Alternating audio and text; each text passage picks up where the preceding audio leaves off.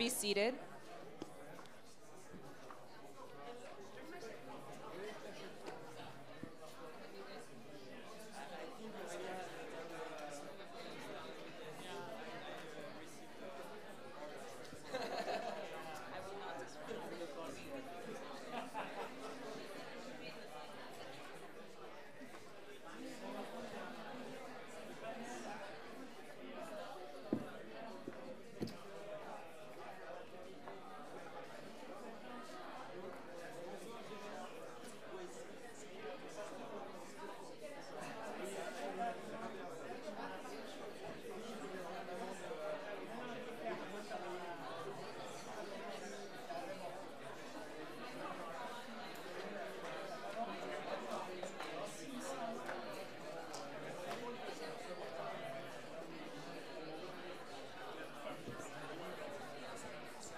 All right, everyone, let's please take your seats. We're going to go ahead and get started.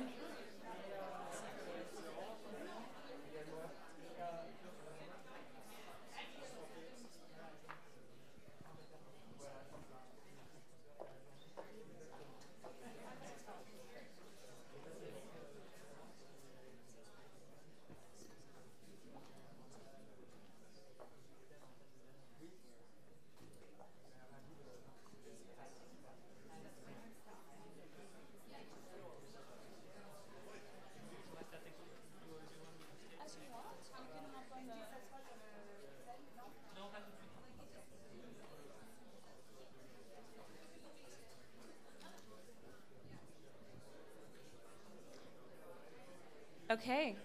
Hi. Good afternoon. So, as I mentioned yesterday, as future leaders, there are several things that we have to keep in mind as we move into the 21st century. And we've kind of touched on those things. Yesterday, we touched a bit about diversity and inclusion. This morning, humanistic leadership. That's one of the P's that I mentioned in the triple bottom line: people, profit, planet. Today, we're going to touch on one of those other P's, the planet. As we start running our organizations, it's important to keep in mind the impact that we have on our external environment, on the world, and preparing for future generations. And that's a priority at ESCP Europe. So today we have the pleasure of Professor Aurélien Acquier, excuse me, joining us. He's the co-director of our academic chair in sustainability and circular economy in partnership with Deloitte. He's going to be moderating our panel today, and I'll turn the floor over to him. Thank you so much, Véronique. Thank you so much for organizing this, and also thank you for when you set up the program, you immediately turned to us to say, well, we really need to have a specific focus on circular economy issues, sustainability issues, because this is really key. And I think it's one accomplishment in itself to see that our international MBA see this topic as a really key topic for the years to come. So I'm really happy to be with you this afternoon. So I'm Aurélien Acquier. I'm a co-director of the Deloitte chair on circular economy with my colleague Valentina Carbon, who's here with us as well. And just before presenting this panel, I just would like to have a few minutes to introduce the topic of circular economy before we turn to the panel.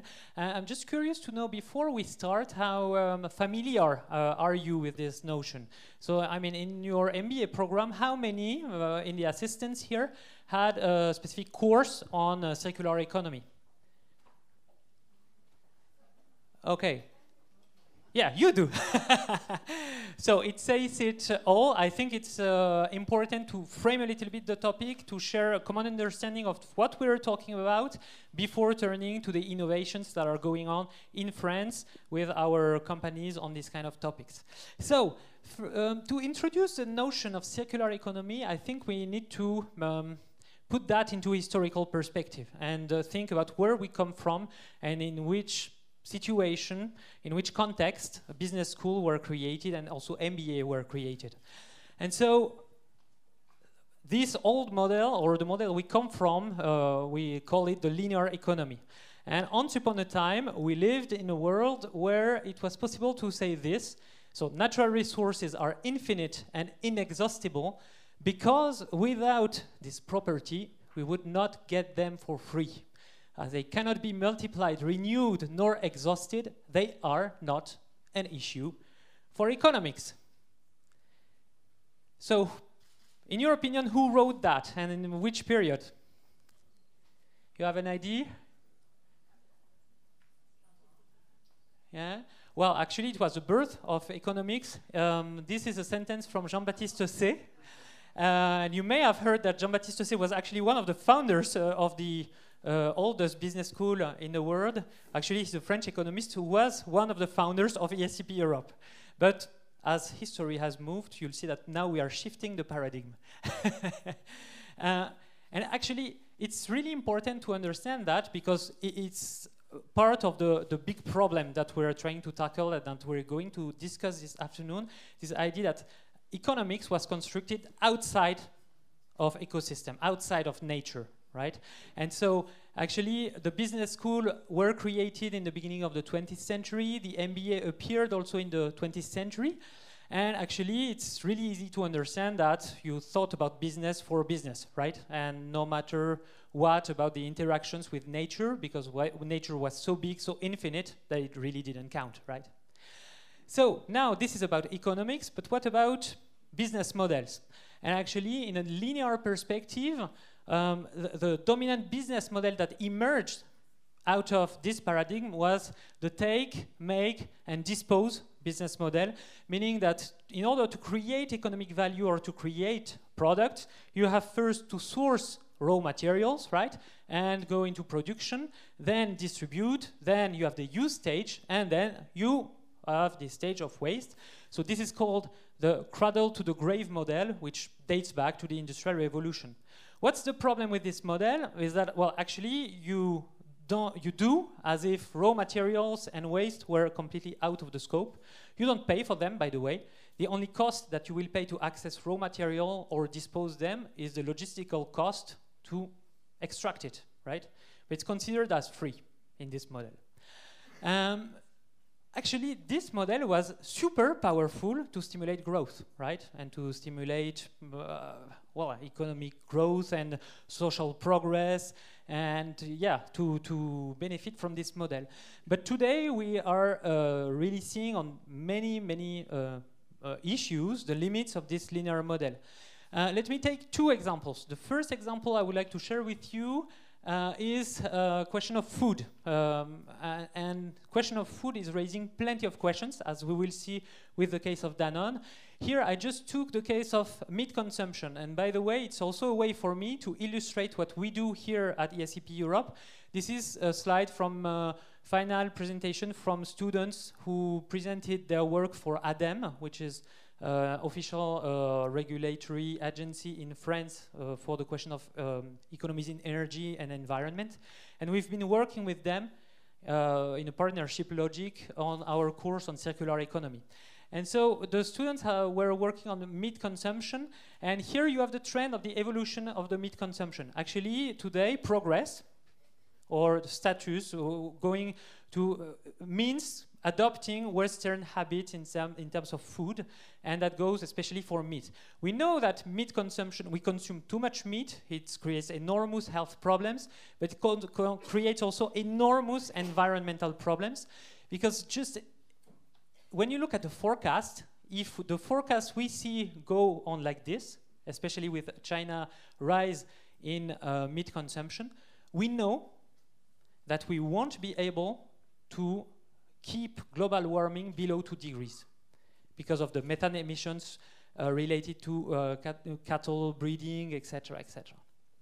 So just this point, like meat consumption worldwide is going to bring us to the wall, right? Another really striking figure that you have to keep in mind when we talk about food is this figure from the FAO, which says that 30% of the food that is being produced, that is edible, is actually wasted, whether in the production stage, in the logistical stage, or in the consumption stage. So we have systems that are massively sub-optimized, where we consume a lot, but we waste also enormous amounts, which creates enormous pressures on our ecosystems, right? So this is one example. Another example that is quite both fascinating and frightening is the case of plastics. Plastics, so here is some statistics from Ellen MacArthur Foundation, which are using also scientist academic work on this. Actually, what they show is that we have multiplied by 20 the amount of plastic we use since the 60s. We are expecting the amount of plastic to rise by 40% by 2030 if we don't change the pattern.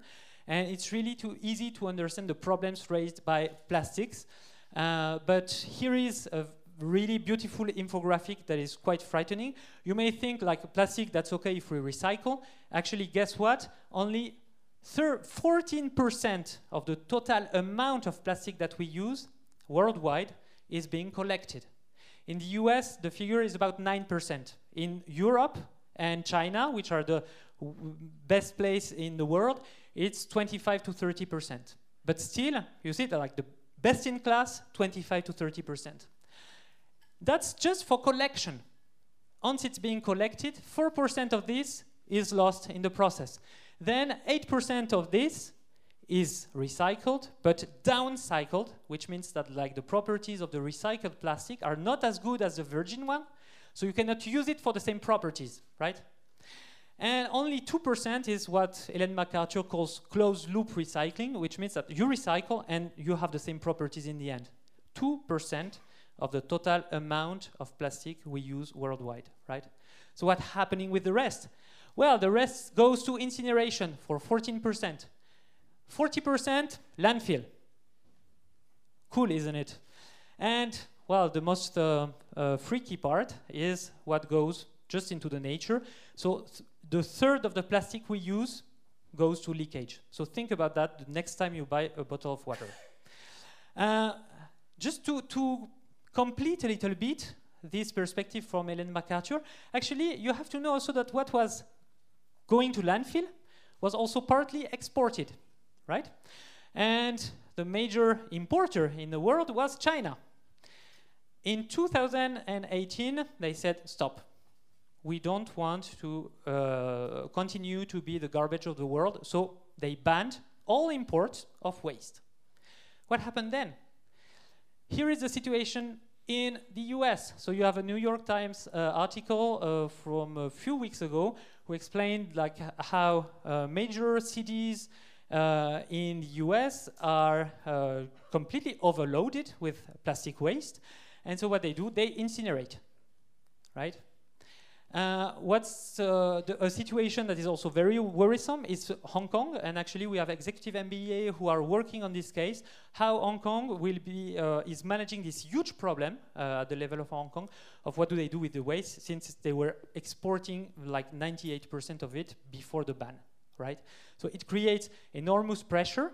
Maybe you would say, okay, that's good because it will be a positive incentive for recycling, but then another complexity to have in mind when we talk about this is the social problem. You know, if we have to invest to recycle better, who's going to pay for it? Is it the municipality, but does the municipality have the money to do it? Is it the citizens, but are citizens ready to do it? And in France, we had a case, I don't know if you talked already about the Gilets jaunes, because, well, that's not like the social class attending business school, maybe, but I mean, that's a reality. This social contestation movement was related to the increase in cost of energetic resources, right? So don't forget as well that like just saying it will cost more and the market will solve everything, it may be more complex than that from a social point of view. So, given these limits of the linear economy perspective, the bet of the circular economy is to re-embed business in its environment. So in its social environment and, of course, in its natural environment. So the big idea is to say that business must be thought as interacting with the environment, and we must invent models that will, we must invent business model and practices that will create economic value without destroying the ecosystem, without putting too much of a pressure on the ecosystem, and even regenerating the ecosystem, right? So shifting the paradigm to be able to decouple growth from the use of finite resources.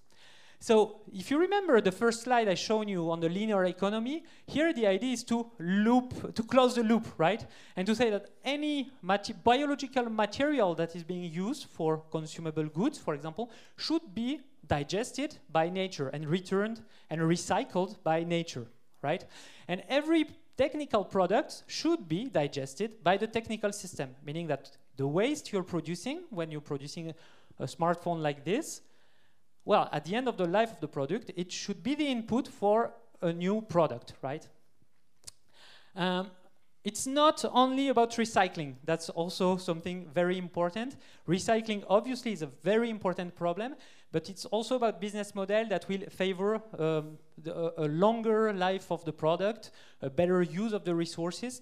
Like all initiatives to move from product to service are really important when we talk about circular economy. So keep in mind that it's broader than simply recycling stuff, right? Although recycling can be very challenging and are obviously a very important element as well. Just to finish with this presentation, keep in mind that it's not for tomorrow, because I think the discussion you're having here is to say, well, this is going to be the next century challenge. I'm firmly convinced that it is going to be the next challenge for our society, but it's today, right? Keep in mind that this was in Paris, right? So it was 3 years ago. So the Paris Climate Agreement, where you had like completely different government, but people were very proud to say, yeah, we're going to keep below 2 degrees, and even we'll do the 1.5 degrees. We'll contain climate warming under 1.5 degrees. Actually, just look at this graph.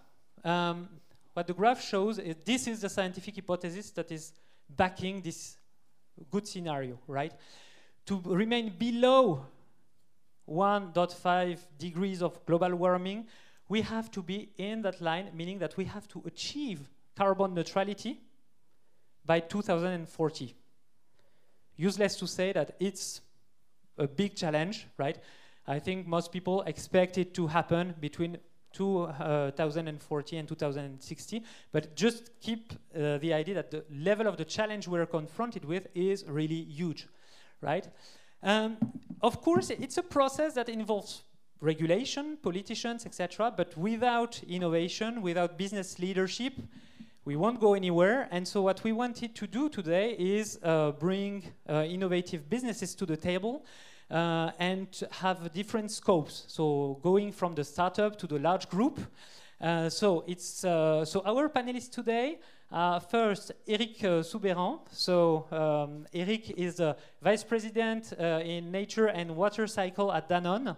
So thank you very much for being with us, and we'll use your presence at the maximum because you'll have to leave us at about 3.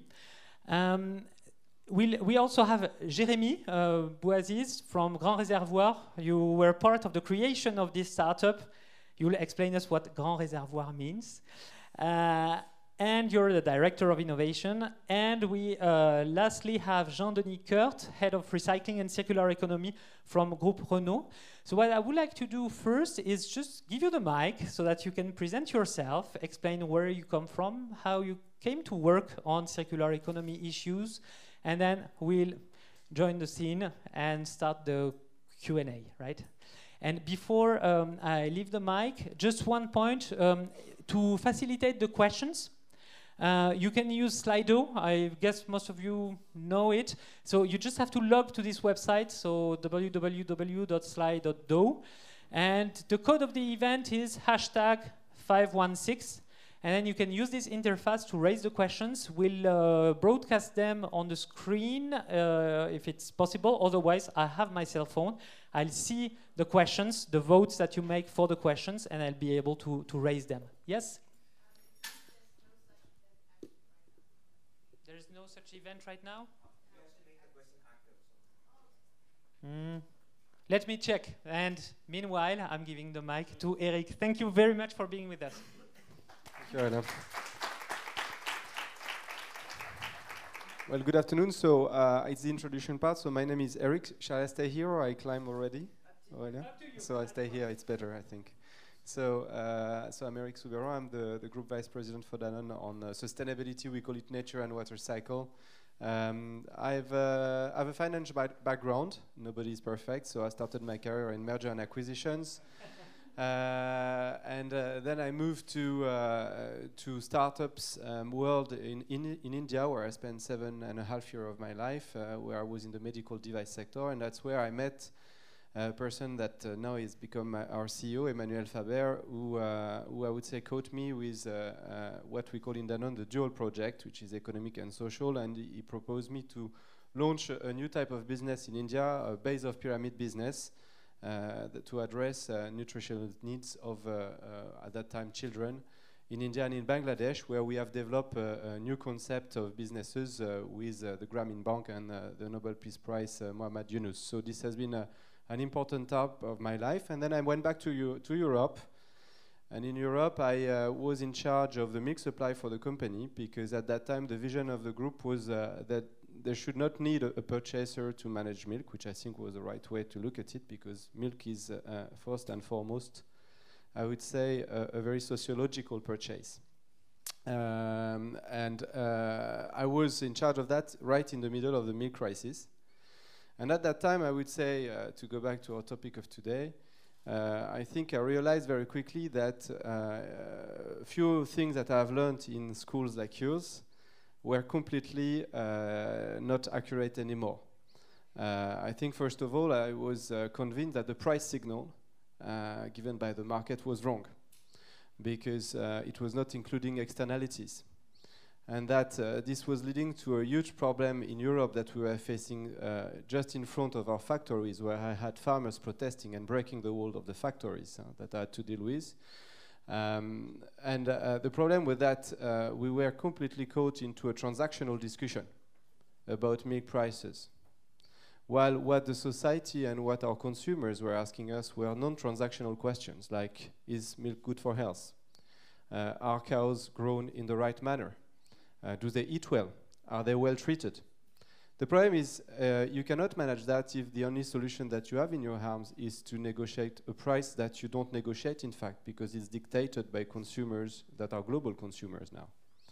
And what I was explaining to many of the politicians is that the problem we were having in France at that time was that the milk price was not decided in Normandy. It was decided by consumers in Japan or in China.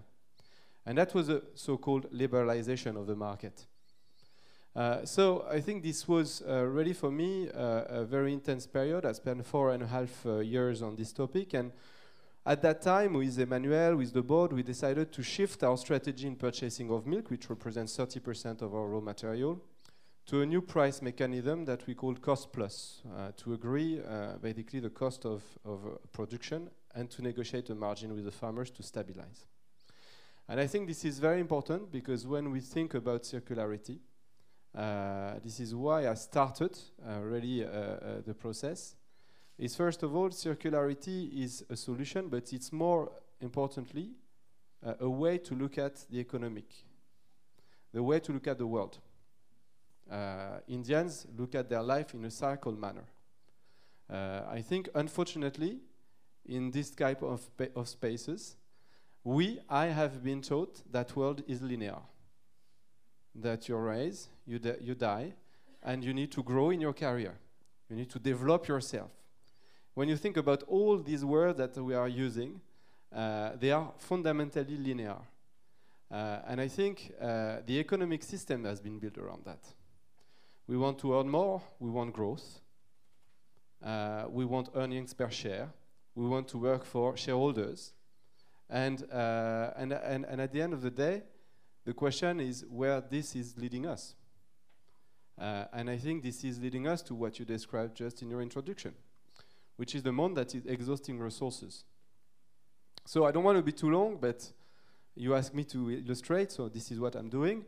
And this is why, as a finance person and as a business person, having built businesses, I accepted 2 years ago, upon Emmanuel's request, to take this new role in Danone of VP Nature and Water Cycle, which for me was not easy, because of course it's a very transversal, very politically exposed, general secretary. I learned many things, and because my mission is very simple, is to bring this topic with all the contradiction that a large company like Danone has, and we have tons of contradictions, bring that into our business and to transform basically the way we operate on many things. And I think this is the point I'm going to illustrate later, but I don't want to be too long. So this is about me. Thank you so much. Yeah.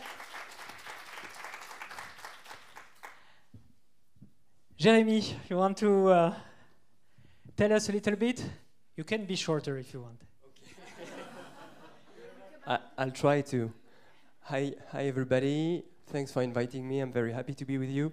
So my name is Jérémy Boisiz, and to tell you a couple of words about what I did, I graduated from a business school 10 years ago, HEC, and when I was there in school, I think like many of you, I was like very attracted to like discovering the world and traveling. So I took 2 gap years and explored 25 countries around different projects. And then after school, it was the big boom around startups. So I did my own startup, and smartphone apps were coming. So I did an iPhone app. And after this first business, I got into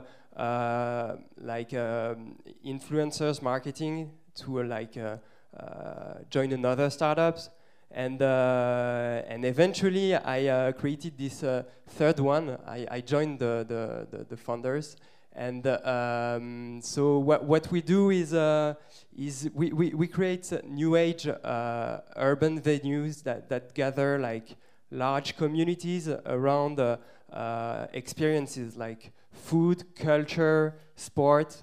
So this kind of like very large hybrid venues that you often see in former industrial buildings and that gather a lot of people. That's what we create.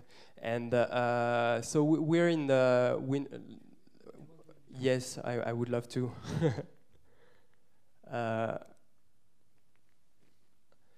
So this is the kind of place we create. So it's very like it's often very industrial look and feel, and you have like great food, and you have like great cultural events, concerts, parties, and this bring life and community into the fabric of the city. So we work with very we work with like real estate developers. On the largest scale of urban development projects. So, for example, this is like the biggest urban development in Greater Paris today. We're gonna build alongside with Bouygues like 350 square meters, 1,000 square meters. So it's very large scale, and we create that kind of venues inside this project. So as to like the developers don't just bring like buildings and concrete, but they also bring like ecosystem and life and cultural dynamism. So that's what we do.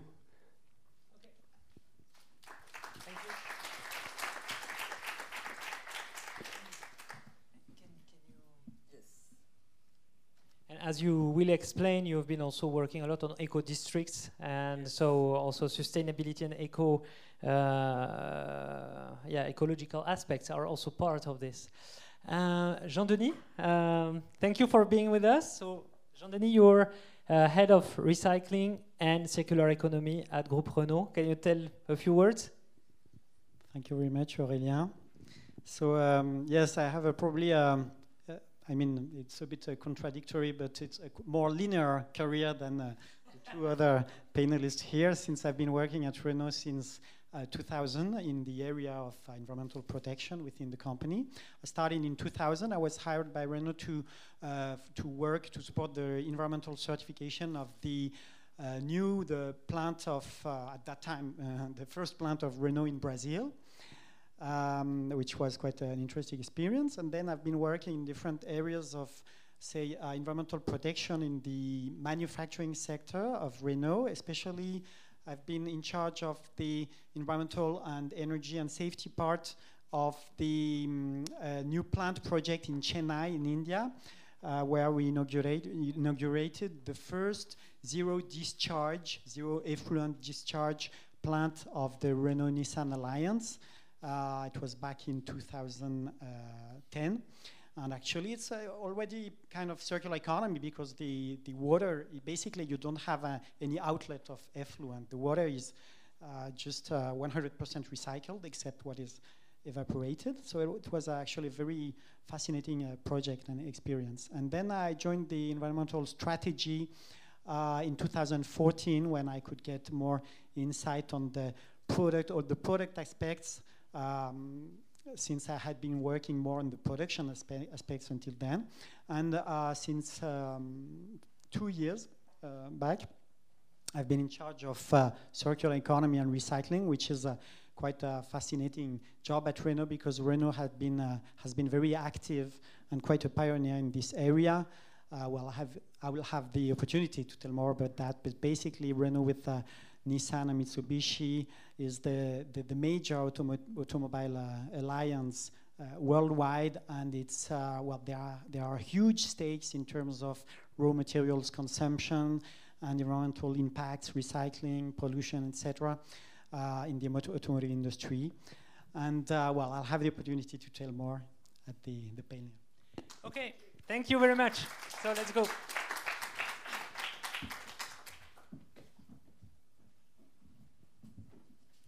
Okay, so to start with, I think, yeah, there was a mistake in the ID of the event. Actually, you should add an E after here. So that's why it wasn't working, I think. Well, so to start with, I just would like to know, so you already presented part of it, but according to you, can you explain in a few words, yeah, what the biggest issues in your industry is today? What are the biggest social and environmental issue, mostly maybe environmental if we talk about circular economy, and just present maybe an innovation that you're proud of and that you try to set up to address these kind of issues. So, yeah, Eric? Yeah, or as you want. We have plenty of mics. Okay. I think the major issue that the food industry has today is that it has commoditized food. Since humans are human beings, they run after protein. And the problem is, right now, we made something that is vital for humanity a commodity. To the extent that we are believing that we can waste 30% of it. And this is really the major issue of the food system right now, and this has created a lot of difficulties on both sides of the chain, because on the upstream parts, we have removed value added from the agriculture. So we have a lot of agriculture people that are not able to earn a decent living from what they're doing. And on the bottom part of it, we are wasting a lot of money with a lot of problem either of malnutrition or obesity or diabetes. And if I had to put it in short, this is really the major problem. The major problem of the food industry is to rebalance that, which means rethinking of the supply chain. Circularity is one of the tools that we have to activate, but is to rebalance that. And I would go even one step further, is our firm conviction in Danone, and this is difficult, is that as a large food company, we have been part of the problem, and we are still. And our CEO is acknowledging that in front of the board and our investors. So one of the largest innovations that we are currently implementing in the company is first there is a governance changes that is very important for us, which as Danone has declared and is working on becoming the largest B Corp in the world. I don't know if you're familiar about what B Corp is, but it's about using basically the business as a force for good. So the logic behind is just to say fundamentally, why are we here? What is the purpose of the company and how you can use the strengths of your businesses to have a positive impact. Rather than playing karate, you want to play the judo. You want to transform the system and use basically your supply chain to do something. So this is basically why we have entered into this journey about being a B Corp, which is a huge complexity. And we started not from, let's say, so-called the easiest place. We started, for instance, in the US, where our subsidiary there, which represents 6 billion euros of turnover, has been certified B Corp last year. So what does that mean concretely? It's more than a certification, but I can give you a very clear example that I don't know if I should be proud of it, but I think that is really transformational for us. Is when we were discussing about our supply chain in the US, there is something that is very clear, is that if you think that we've made food a commodity, agriculture has been over-specialized and over-intensified since the Green Revolution. This is another problem. We believe that we could remove organic matter from the soils and compensate that with chemicals, and that this can go on and on and on. But what we see now is that there is basically a marginal decrease of productivity, and that the soils are depleting and exhausting. May I add that there is also a question of economic sustainability for the farmers themselves? Sure. Sure, because the system by itself, the people who are basically suffering the most of this commoditization are the farmer, because the value added of the supply chain has been moved. So that's one point. But I'll come back to that. But I don't want to be too long. So if you ask me an example, so the example that we took and that we were very proud of 2.5 years ago is we took a declaration that was one of my first work when I took this job, was to say that in the US we would remove 50% of all our products out of GMO. And now actually we reached this level and we will move, I hope, more than that. Why? Not because GMO are bad per se, but because GMO is a trigger of specialization of agriculture. So as soon as you say, I'm going to build a supply chain up to the feed that the cows are eating without GMO, you need to enter into discussions that are fundamentally different with your supply chain. You need to discuss with them, what is your crop rotation? How do you use your soil?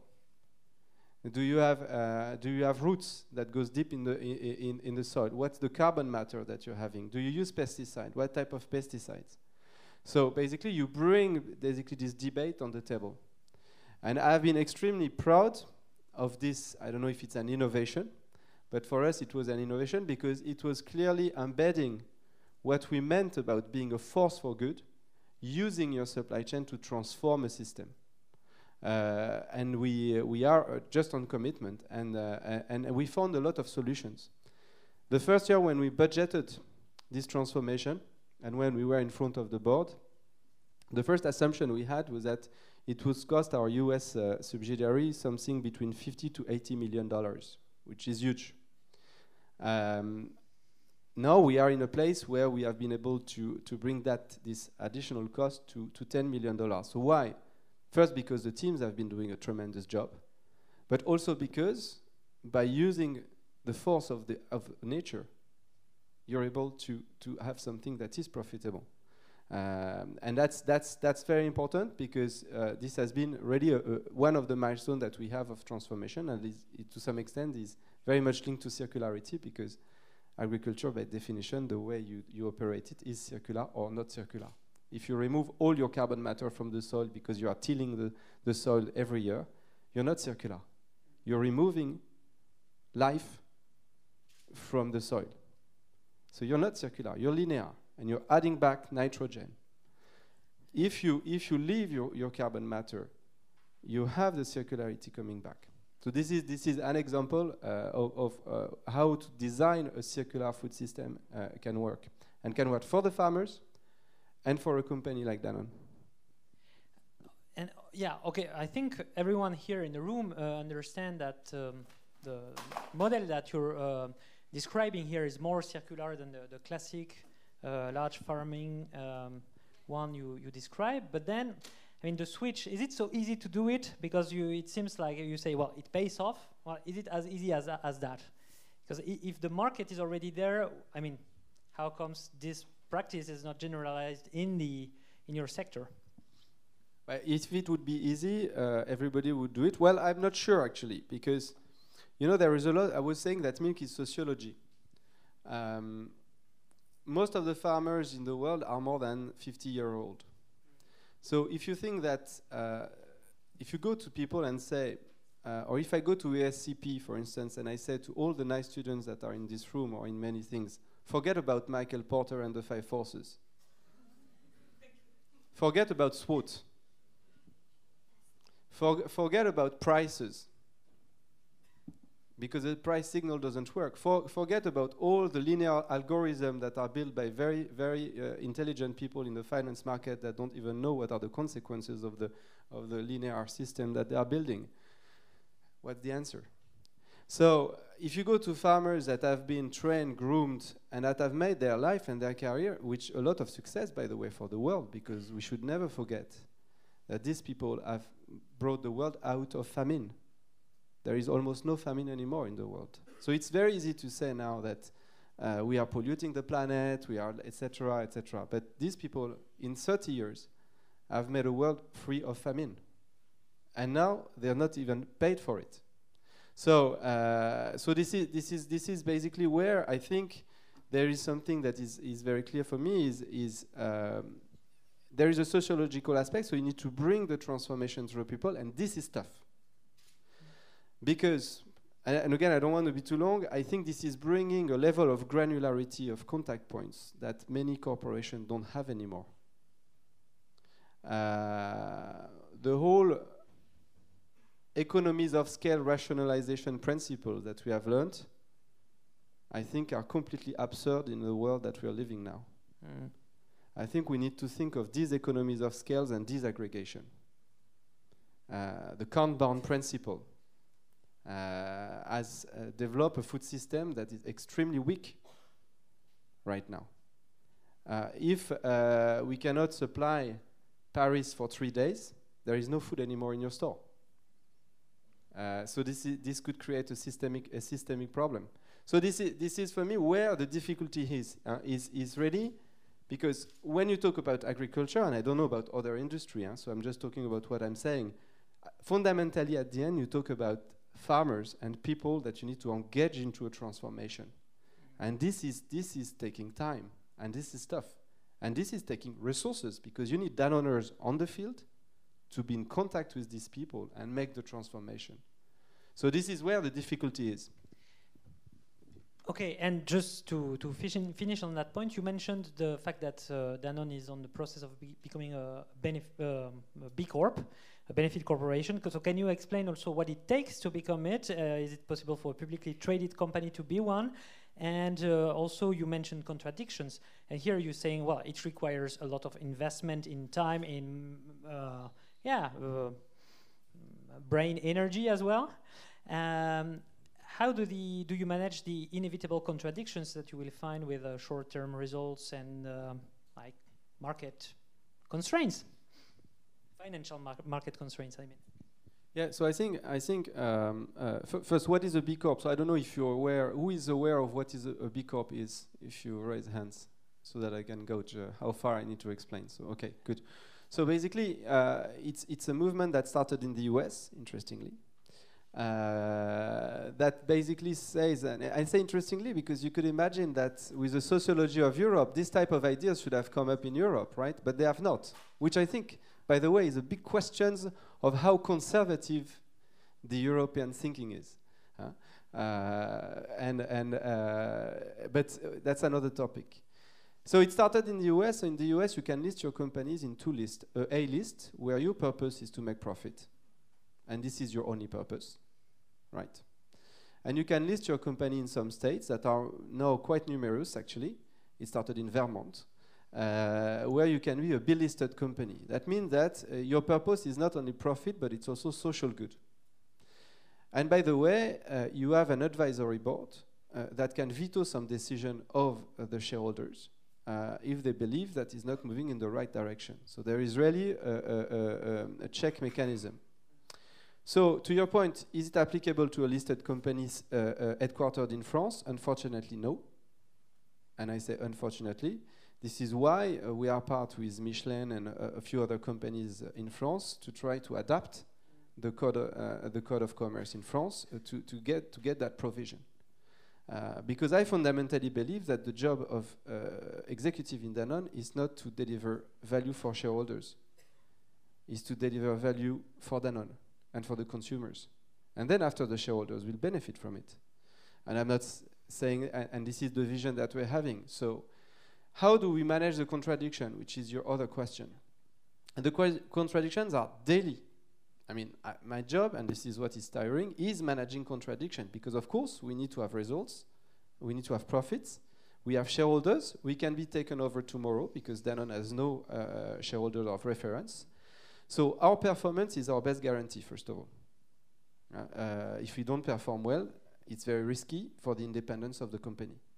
That's the first thing. The second point is, I think you need to be relevant. And the relevancy that we have is, and this is something I'm asking to my teams, and very often we have a process internally to do that in our strat plan process, is you need to know what problems your company is relevant to try to solve, right? And you need to, on the other side of the spectrum, to be able to articulate with what you're good at, right? And this can become your purpose. So there are areas, for instance, carbon-free logistics. I don't believe that Danone can have a worldwide impact on this topic. It should not be our purpose. Agriculture, yes, I believe Danone has something to say because it's relevant for us. Actually, there is a question that was raised by participants precisely about this question of agriculture in France, saying, yeah, France has a very strong farmer community and lobbies the EU quite heavily. Having talked about rising meat consumption, how can you get them on board? Well, I think I mean, first, not all farmers are meat farmers, huh? But you have a huge impact, sure, because you're also using dairy. Yep. I think it's all a question, of course, it's all a question of balance. If you look at the statistic that you show there, of course, there is a problem of red meat consumption. It's clear. We eat too much red meat. We should make a distinction between the different type of meat, first of all, because they don't have all the impact. I mean, it's not the place to go into detail, but it's something we're studying very carefully. Then there is the problem of what's the role of husbandry, animal husbandry, in an agriculture system. And from there, you can decide what type of protein you can have, right? So how do you reconcile? I think a farmer, and we are lucky in France or in Europe to have diversification of farmers. The farmers don't usually have only meat production. They produce meat, they produce cereals, they produce legumes. They have what we call polyculture, right? And I think this is a system. An extensive polyculture husbandry mechanism is fully compatible with the Paris Climate Agreement. There is a very recent study from IDRI, which is a very interesting think tank, or the Uppsala University in Sweden, that shows that nourishing 350 million Europeans with a consumption that is the current consumption of dairy and adjusting the intake of meat is fully compatible with Paris Agreement, provided that you are in an extensive polycultural system. So to do that, the problem I face, and we face, and I faced when I was in charge of milk, is how do you discuss that with your milk farmers, which is a little bit your question. So you have to find ways and spaces where you have discussions that are not only transactional. And this is very important. And this is why we have tried to stabilize the prices with the cost-plus mechanism, for instance. Yeah, just before you leave, because we understood you had a constraint, I just want to take the opportunity also to raise a few more questions from people here. So one question that is coming a lot is about plastics. You're obviously using a lot of packaging in your product, and so a big question is, what are the alternatives to plastic for a global consumer product company such as Danone? Are there any viable alternatives? Would reusing be the best solution? Yeah, I'm sure my colleague from Renault also must be working on this a lot, but by definition, FMCG's companies, in a way, is the industry of plastic, because what you have on shelf is very much plastic. So it's clear we are part of this issue. This is why we have been one of the founder of the Ellen MacArthur Foundation, and we are working a lot with them. So I think there are 3 levels of questions on plastics. One is to make sure that you disconnect the packaging industry from using more fossil plastics. So it is basically closing the loop that you were showing before. This is one aspect. Finding other materials than the materials that we are currently using, and get rid of the ones that are not recycled. This is one. There is a second point that is, I think, very important, is what other type of packaging you could imagine that are refillable or reusable. And I think here there is a fantastic opportunity to create new businesses. I see that really as one area where startups or new businesses have an incredible perspective. So that's for me the two elements that we can activate. Is really about these two elements when it comes to plastic. So as far as Danone is concerned, we have committed by 2025 that all our packaging will be recyclable, compostable, or refillable. So we have a massive transformation in front of us, and that we are actionating to reach this goal. Thank you very much. Jean-Denis, so Renault is also a major user of plastics, right? Sure. Different kind of plastics, but still it's plastic. It's Many part kinds. of the many raw materials that you're using. Can you explain us, how this issue is impacting Renault today and what you're doing about it? Sure. But if you don't mind, I'd like to start just with a small reminder of the great challenges of our industry in terms of raw materials, basically. No, it's not this one. It's after. Yes. So first of all, obviously the automotive industry. Raw materials are a major stake for the automotive industry. I mean, you need a huge amounts of raw materials to produce millions and millions of vehicles every year. And within the raw material stakes, there are 3 or 4 major ones. One of them is the availability of raw materials. Well, you've probably heard about the Earth Overshoot Day, which is the day when we've used all the resources that the planet can provide in 1 year. And this day fell on the 1st of August in 2018. And following the current trends, it will fall at the middle of the year, at the end of June by 2030, meaning that we would then need 2 planets to maintain our standards of living over the long run. And a good example is copper. Well, our industry, our society needs a lot of copper, always more copper for electronics, etc. An electric vehicle requires 4 times more copper than a combustion engine vehicle, but the known reserves are only of 37 years. And when you say it's 37 years, does it integrate the hypothesis that the electric vehicle would scale up? I'm not even sure. I think it's based on the current consumption. So this is just tomorrow. So this is a good example of the stakes of availability of raw materials. The second one is purely financial.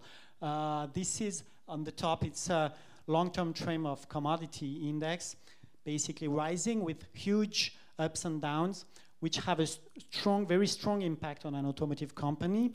And as you can see on the bottom, in the last 2 years, for instance, the rise of the raw material prices impacted the operating margin of the group by more than 300 million, actually nearly 400 million euros yearly, 1 year compared to the previous one. So compared to 2016, that's almost 800 million. That's a huge part of the benefit of the company that is basically, erased by the rising of the raw material prices. And the third one is usage efficiency. Honestly, it's not very in our interest to say that, but we have to admit that the business model consisting of selling private vehicle to every individual consumer is absolutely not the best the best use we can make of our resources. Basically, an individual car is parked 92% of the time in EU in average, and basically it's used only 5% of the time driving, and during this 5% of the time, a car that has an average 5 seats has 1.5 people.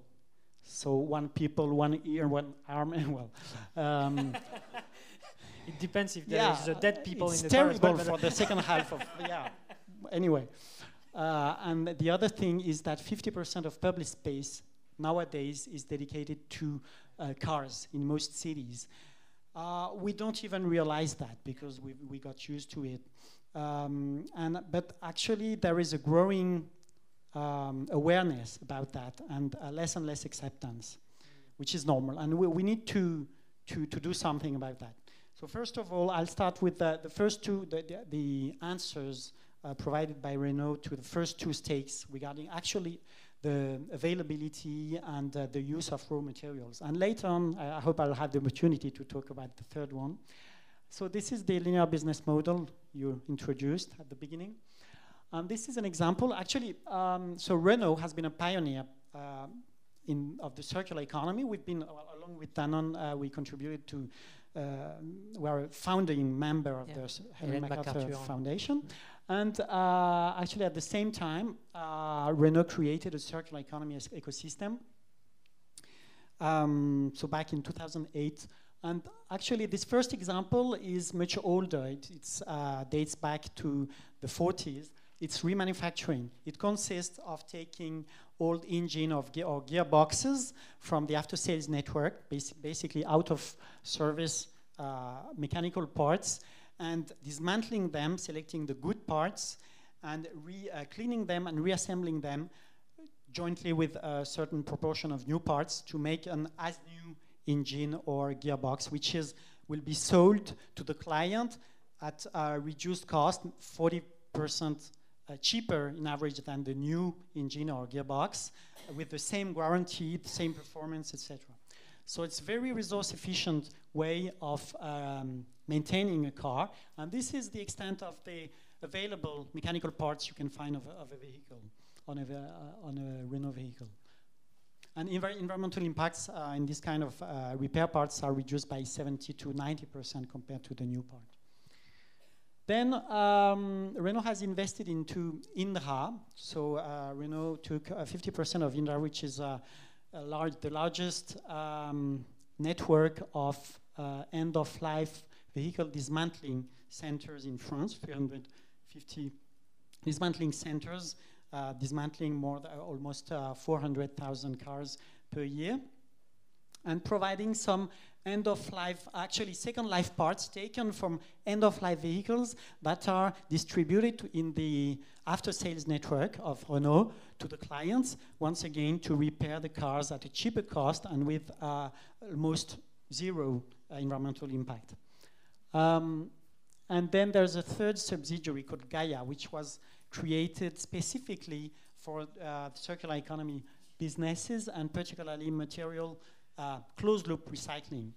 And this is an example, for instance, how the bumpers are collected in the 350 dismantling centers of Indra, and then they are collected, they are shredded, clean, recycled into new parts that will be put on new vehicles. And that's it for now. Okay. Eric, I know you have to leave. Thank you so much for being with us.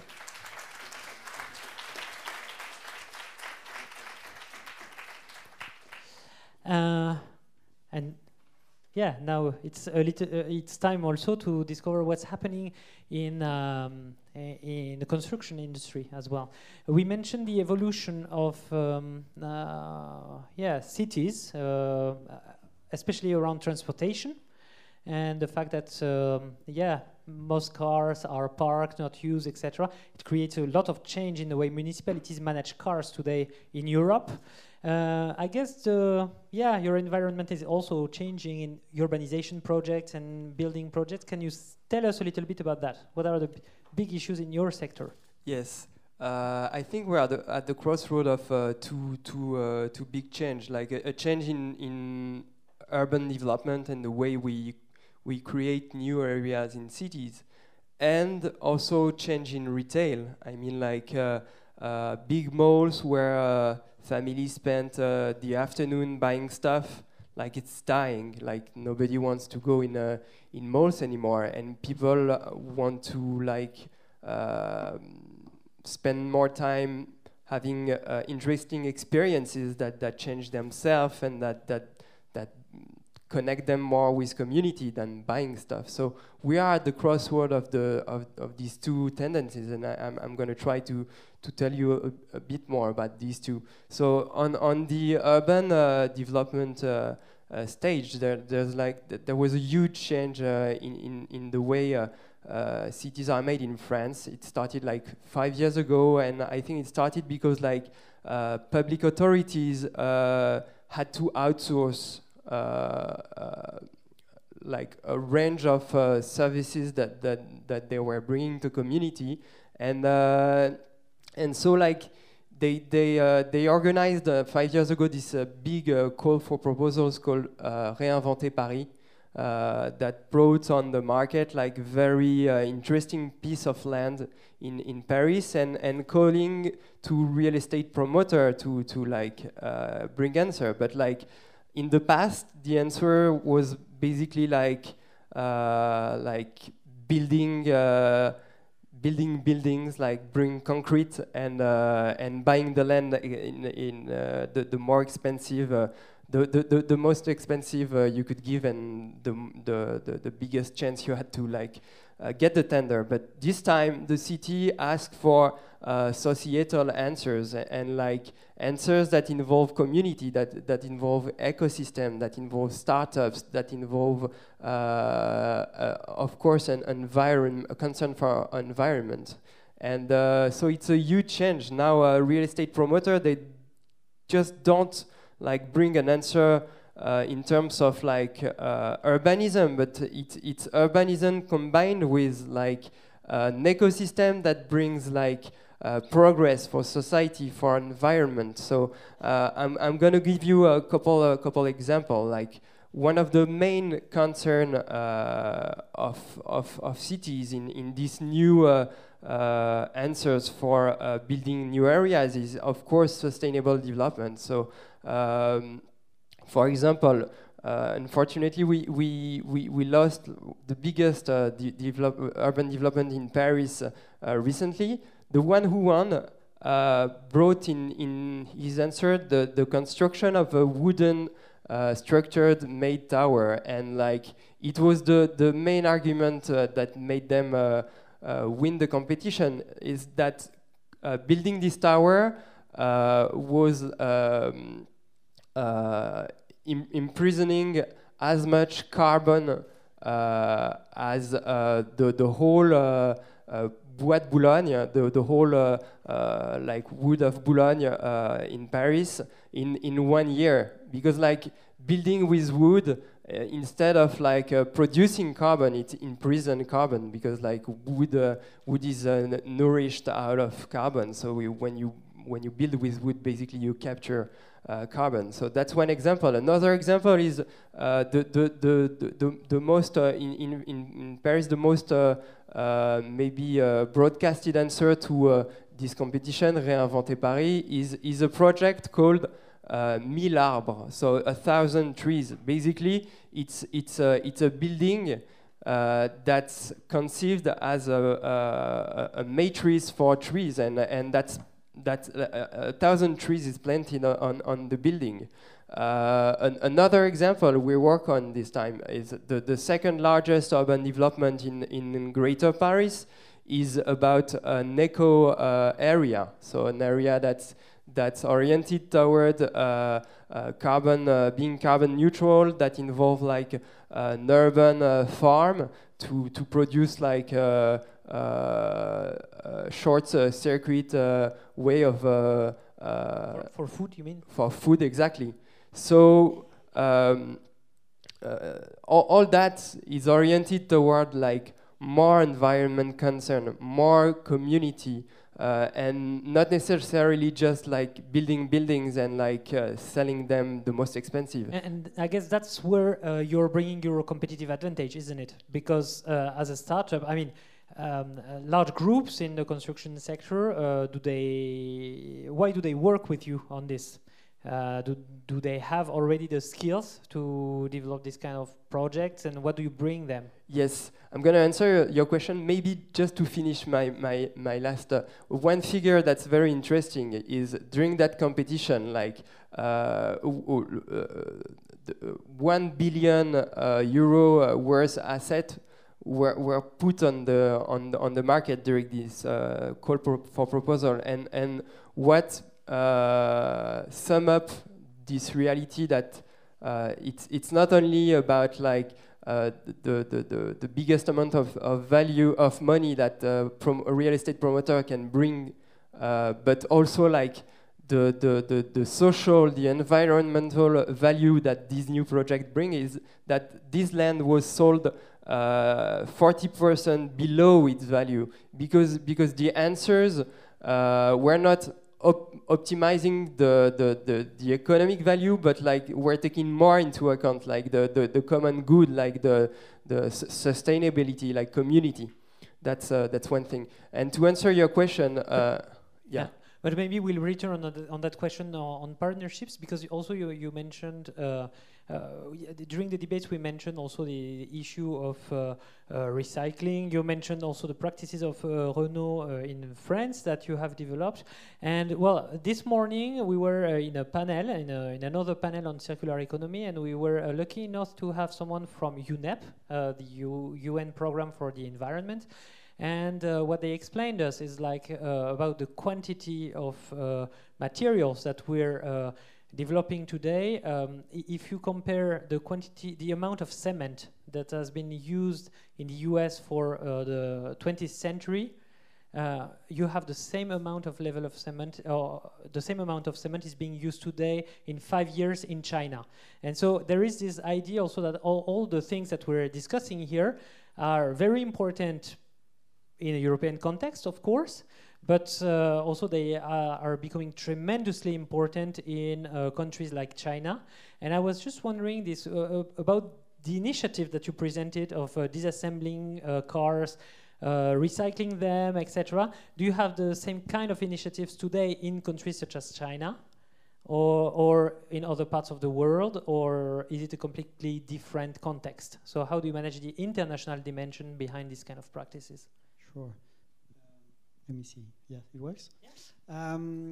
Yes, actually, as you saw, this say ecosystem is based on specific subsidiaries that we created in France. So this format is actually being developed only in France and Europe. However, it is among our priorities to find and use more and more recycled plastics in the vehicles we make in other overseas countries such as China, India, South America, and which is not always easy because basically it is a new concern. Basically, we've been recently, some of my colleagues have been in China to search for recycled plastics. They've been to plastic suppliers, asking if they could provide recycled plastic. It was the first time any car manufacturer was asking them the question.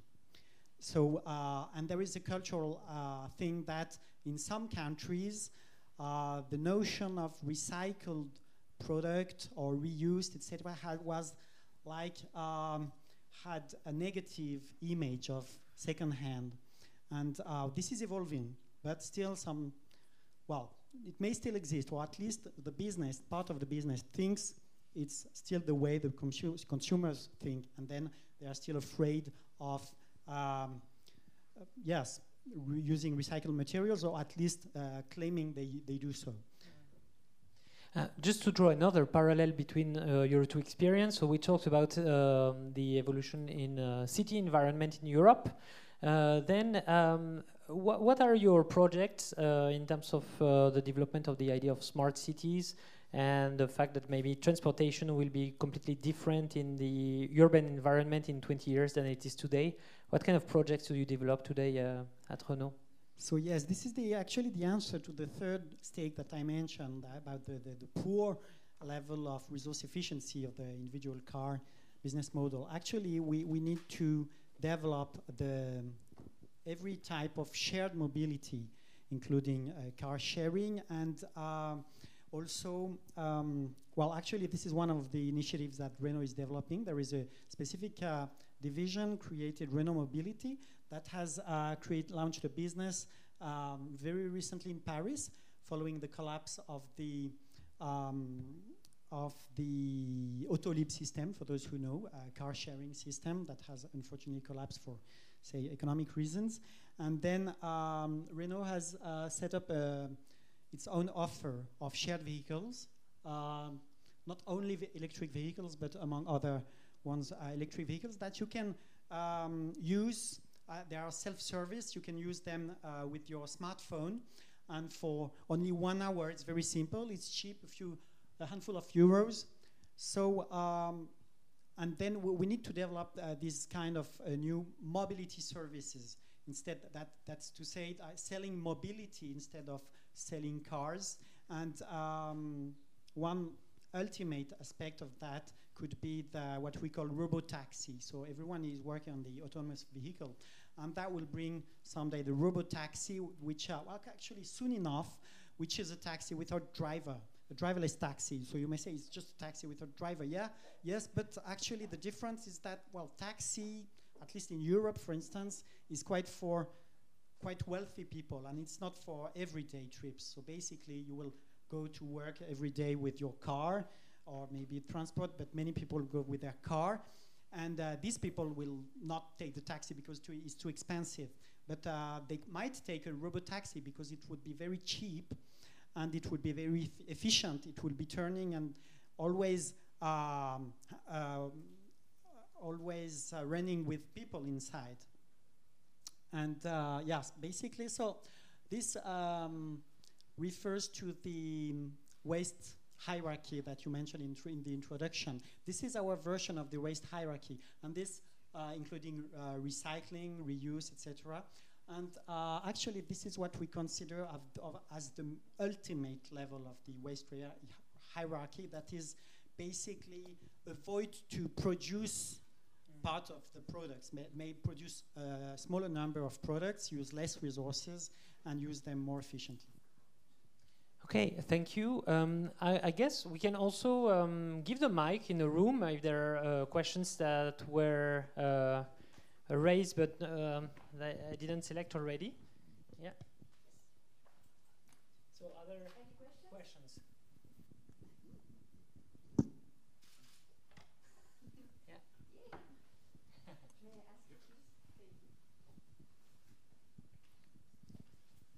Hi, this is Evan from London Business School. One of the questions that I have is, how do you often make the financial case to companies to make a shift over to a greener business model? Because in a lot of cases, I mean, a lot of companies are making, they'll make objective initiatives that look good on paper, but they don't actually change the core business model because it's too expensive to actually change operations and make the long-term 15, 20-year investments.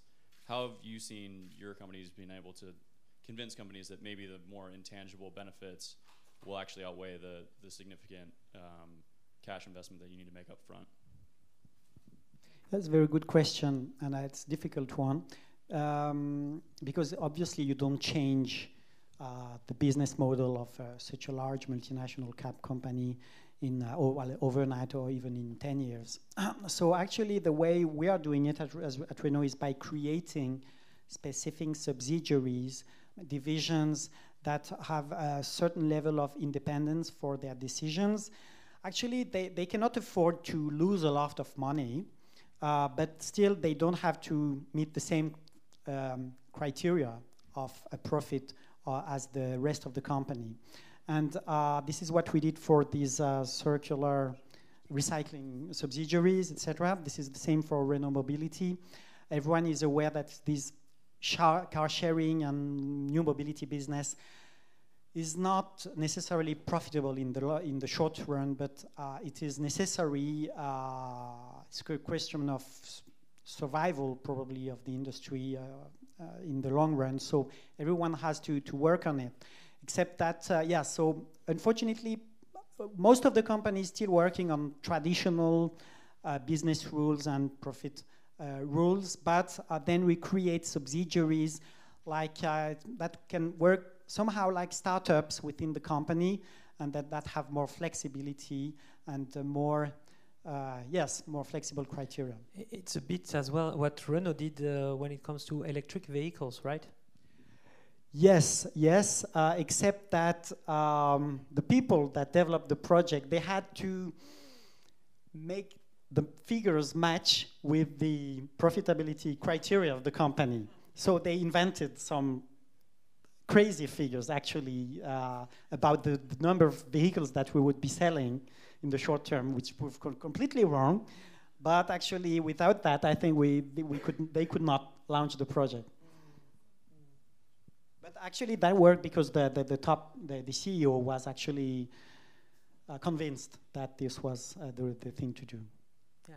What is clear is that this topic has to be managed as innovation projects. I think you wanted to, react on this. I think it's a very interesting question because it's the core of it. I mean, like, economy has been oriented toward profitability, and now we're bringing new criteria.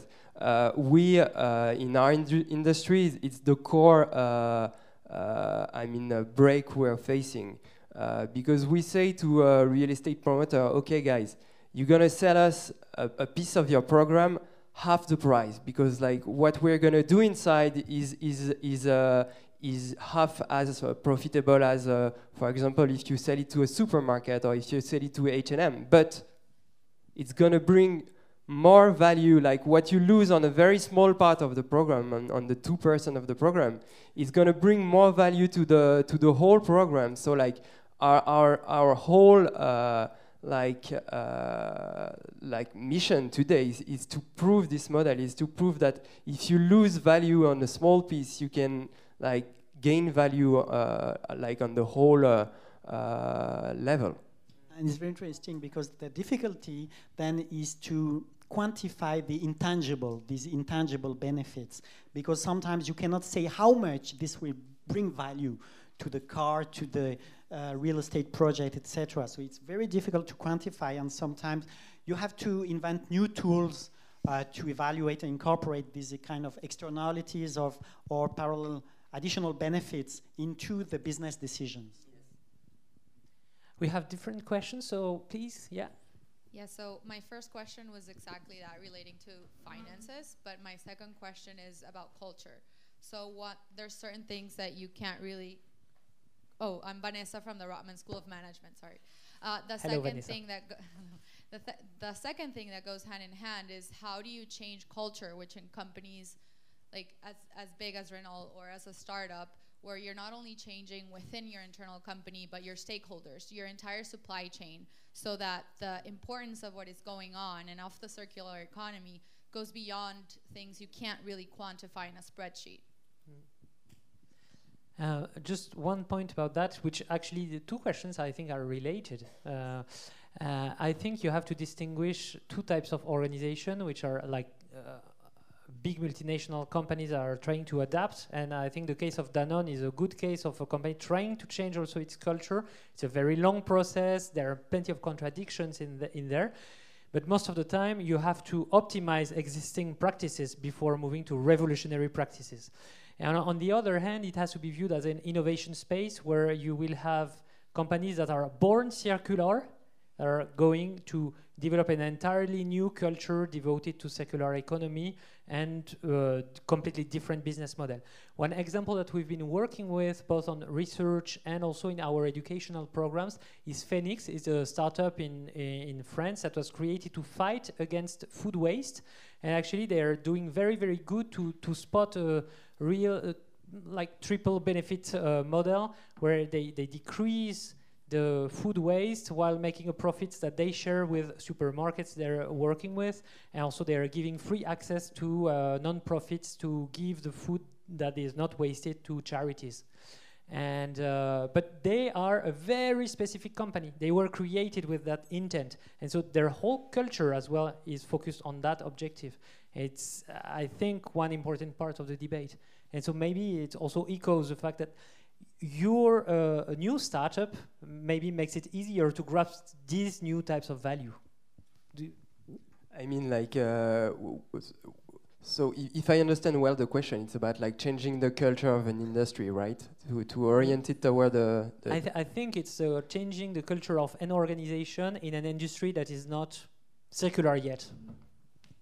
Okay, so we're in a setup where like it's very particular. Like, I mean, the industry didn't like take the decision to change, but in order to like get the piece of land they're gonna build on, in order to get it from the city, they need to bring like more interesting answer, more social answers. Sorry, maybe I shouldn't use the Just put it like this.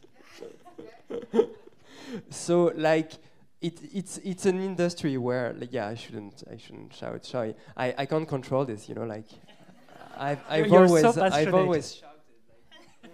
maybe I'm gonna not use the. No, you have to. Actually, you have to because it's being. I'll recorded. try, but I'm sure I won't succeed. So basically, it's the public authority that say to the industry, okay, you're gonna change what you do because otherwise we won't give you the land. So that's why they're like working with people like us, because like we bring a new vision of this. We're like part from the industry, but part from outside the industry. I come from digital industry. We have a philosopher in our team. Like we are marketing experts. So like we help the industry to change. They don't have the choice. They need to work with us if they want to win. They need to bring like more social answers and more environmental answers if they want to win their like tender. So it's a very interesting case. And also what's interesting in our case, like I think we have a specific position on this urban development market because we are both very creative. We can like bring new answers and like create new answers in urban development. But we are also we also speak the language of real estate. We're business people. We have real estate experts.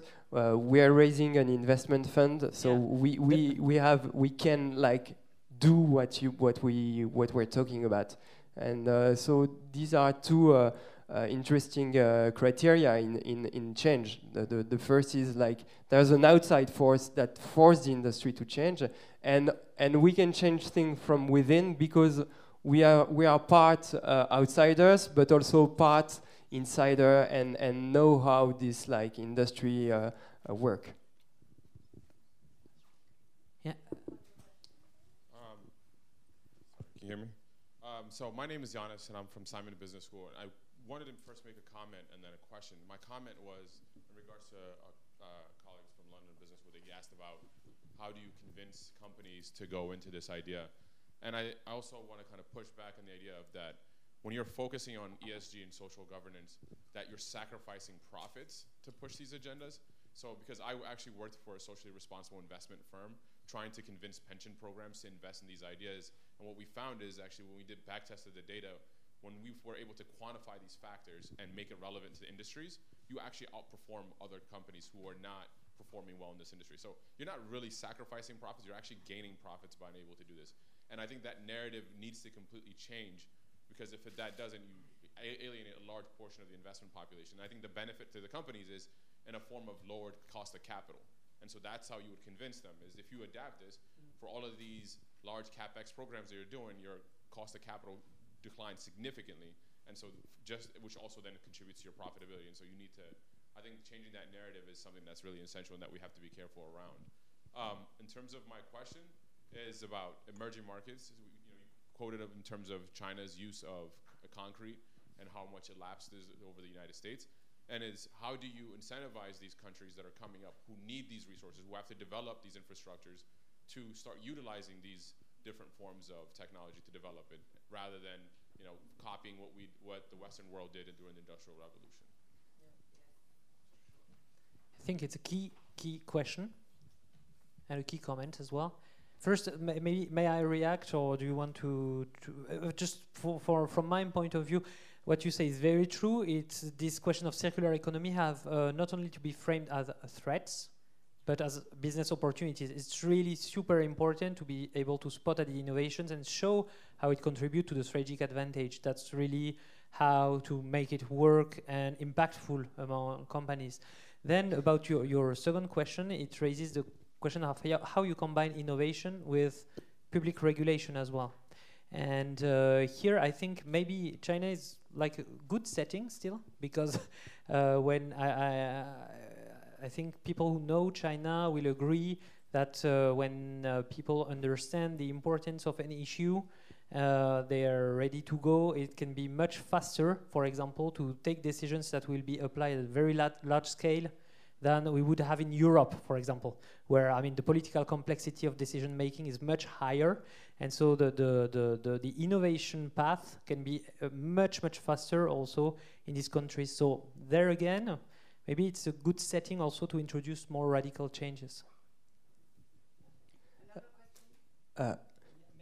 If I may bring some more elements, I think the question of asking like how do you incentive organizations or state to go more sustainable, it's the key question, because we are human after all. If we have the choice between two solutions, one that is cheap and efficient and the other that is less but more sustainable, it's very we have our brain is wired in a certain way. So I think the answer and the key is to provide sustainable services that are more efficient and more appealing to the market.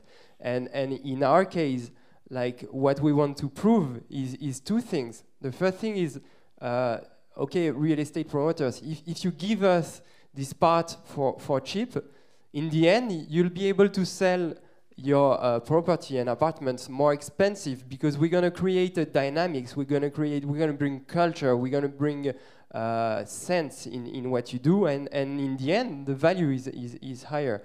Another perspective on it is we're the other trend we work on is the future of retail. I think we believe that kind of alternative venues where you go spend time and around culture with people and food is the future of malls. And what we want to prove is that model is going to be more effective than the old model. The same way that we work with co-working is able to provide owner with higher rents because their model is more effective. They've proven that if you bring community and office as a service, in the end it's more value. We want to prove that if we create this kind of spaces and involve brand, not with selling their product, but with communicating the experience of their brand and providing the public, the audience with experiences, we can provide a more efficient model than normal retail.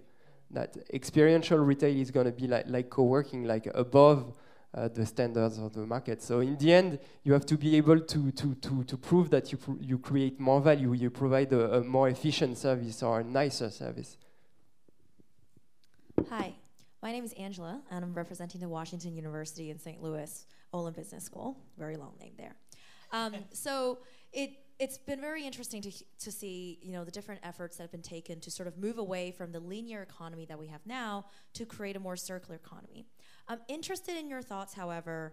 What do you think the unforeseen downsides are of a more fully implemented circular economy? In other words, were we to progress down this road and be, let's say, 80, 90% towards more of a circular economy than a linear economy, what will we then look around and say, wow, we didn't think of these problems as existing. What are the next problems that we'll be solving once we move towards a circular economy model? JeanDenis. No, I'm just kidding. Who wants to? No, I'm not sure to exactly understand the question. If you could reword.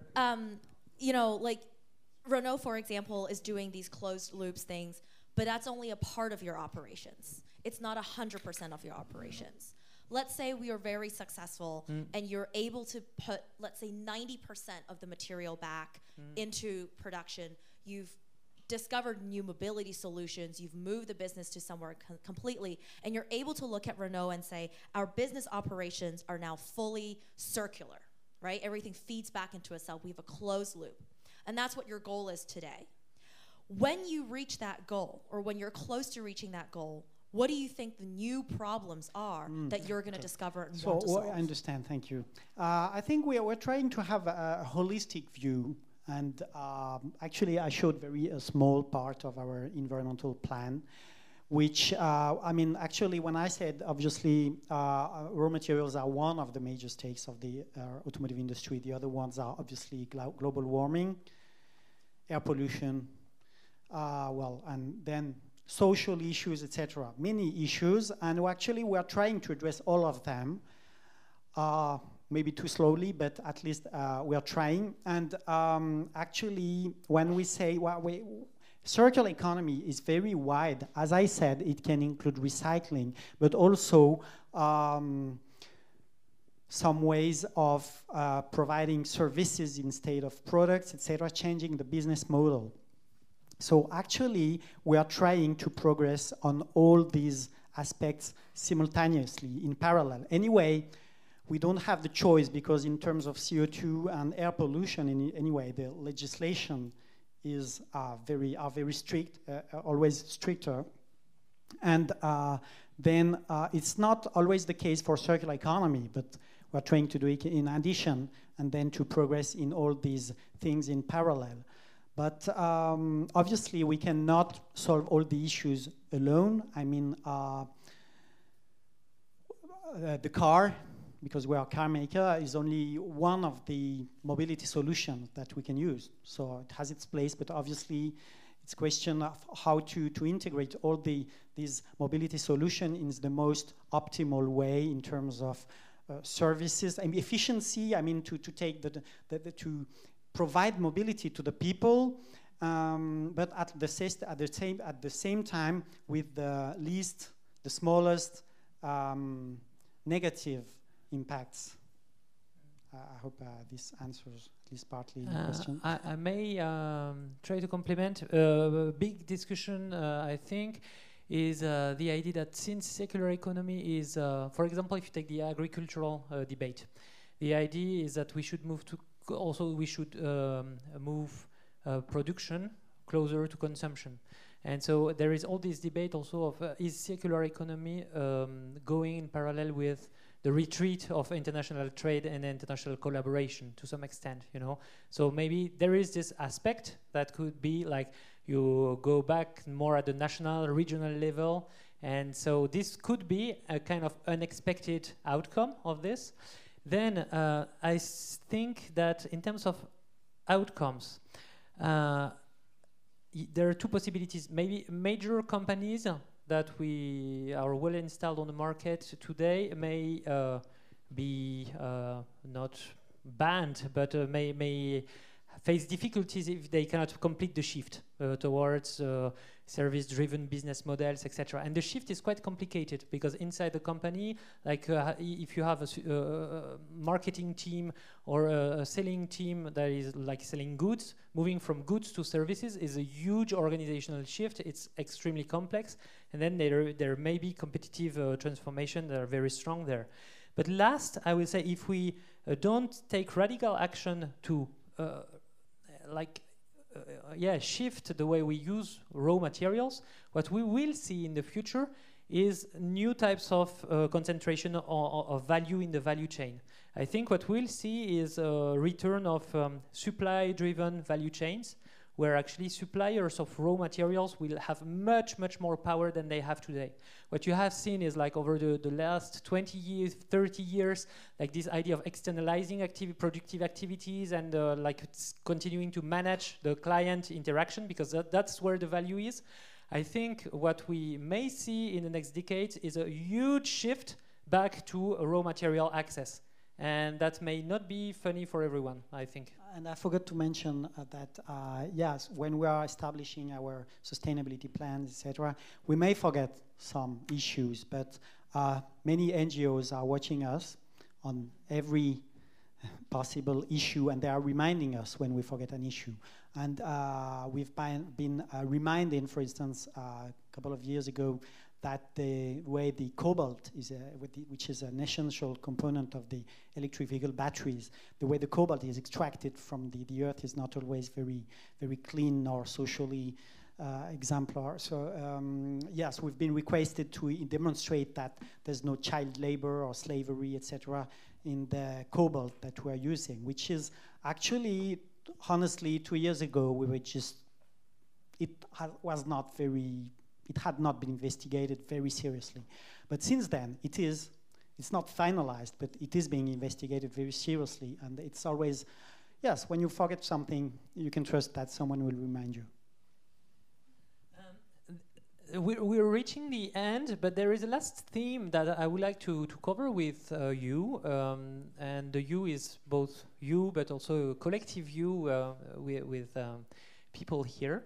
I was just thinking, like the MBA was created like 100 years ago, yeah, or a little bit more actually, and well, it has become the mainstream degree in business administration worldwide. It has experienced like a huge internationalization all over the world.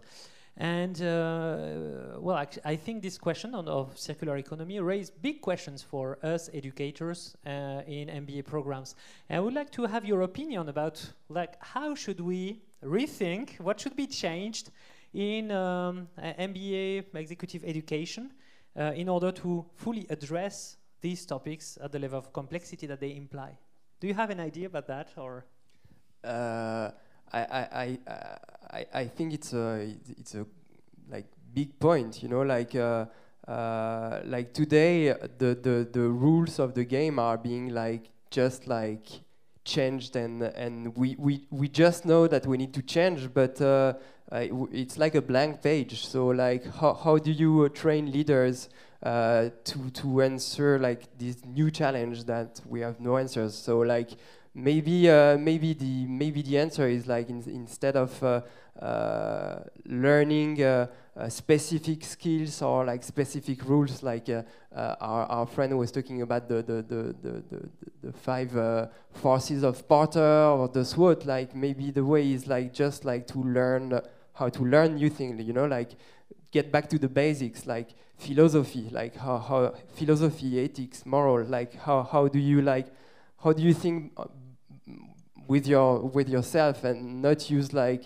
all the recipes, and I think it's a challenge for MBA, because like MBA is an institution, so like it's like the place where you learn how to do business, but the fact is like we have to change the way we do business, so like it's a crucial point. And maybe one last thing, like when I entered business school, like I was raised in a world of like new economy and profit, and like and I was graduated in 2009. So like, you know, I grew up in a world, and in 2009, the world I grew up in, like, it didn't exist anymore. So like, it's very interesting, and it's a challenge.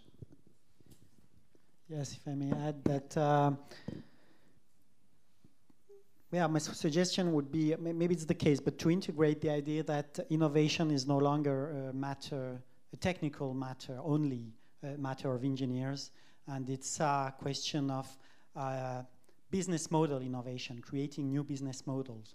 And yes, this is really actually maybe the most difficult part, because the engineers, if you make you ask anything, they will develop whatever you're asking for, but then you need to have the right idea, the idea that will really make the difference. And that's to say maybe a new business, completely new business than the one that the company has been doing so far.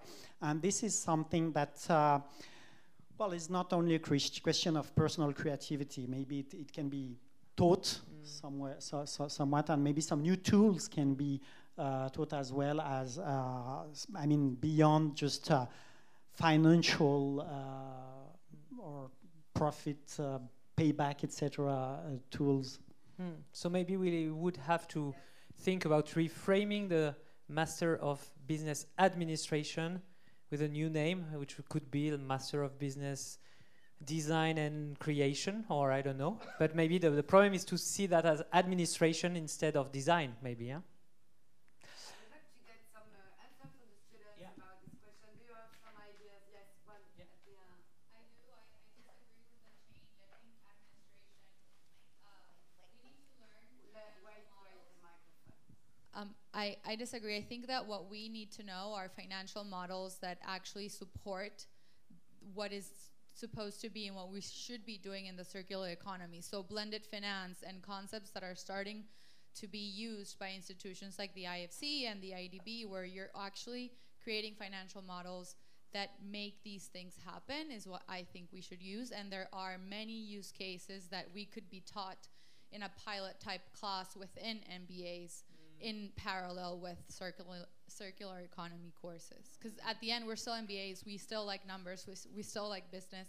We just have to reformat how we consider financing these type of enterprises.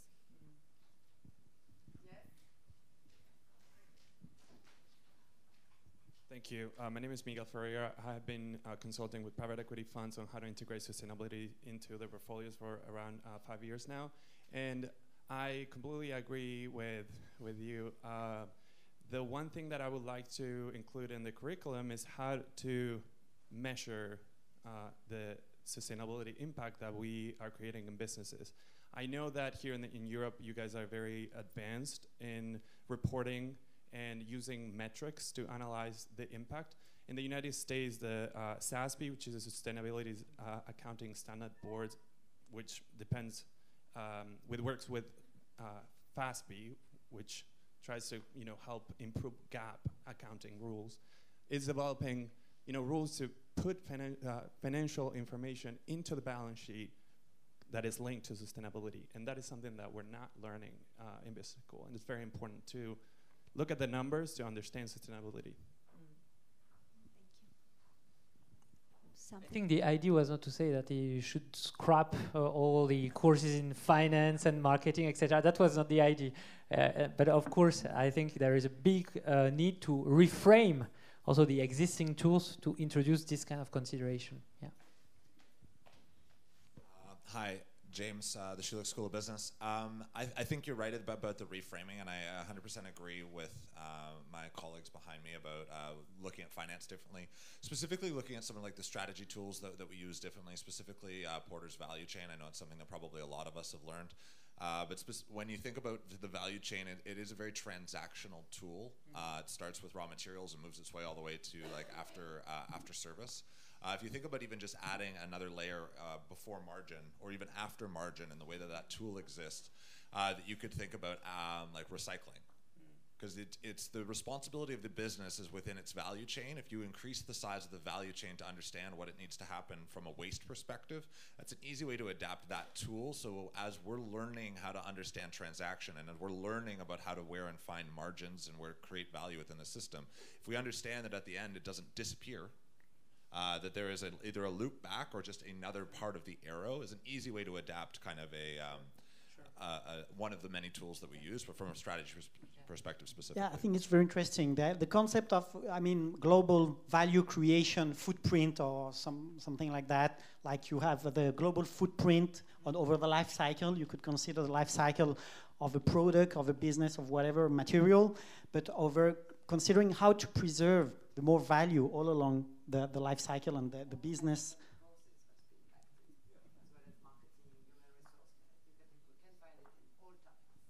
I'm really happy to hear that.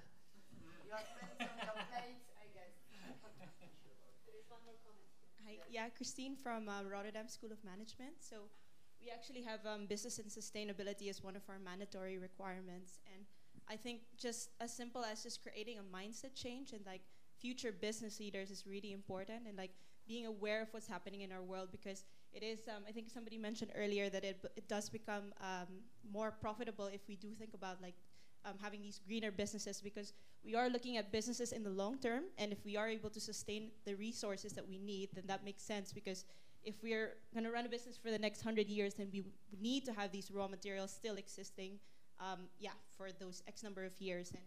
And the way we framed it actually was that sustainability is meeting the needs of the next generation meeting the needs of this generation without sacrificing the needs of the next generation. And just thinking of it that way makes you really just change the way you look at operating and running a business, that you're not just going to exhaust all the resources now, because you do have to think of your children, your children's children, and just how to keep this world sustainably existing for the next number of years. You are the millennials, I guess. It's how we call you.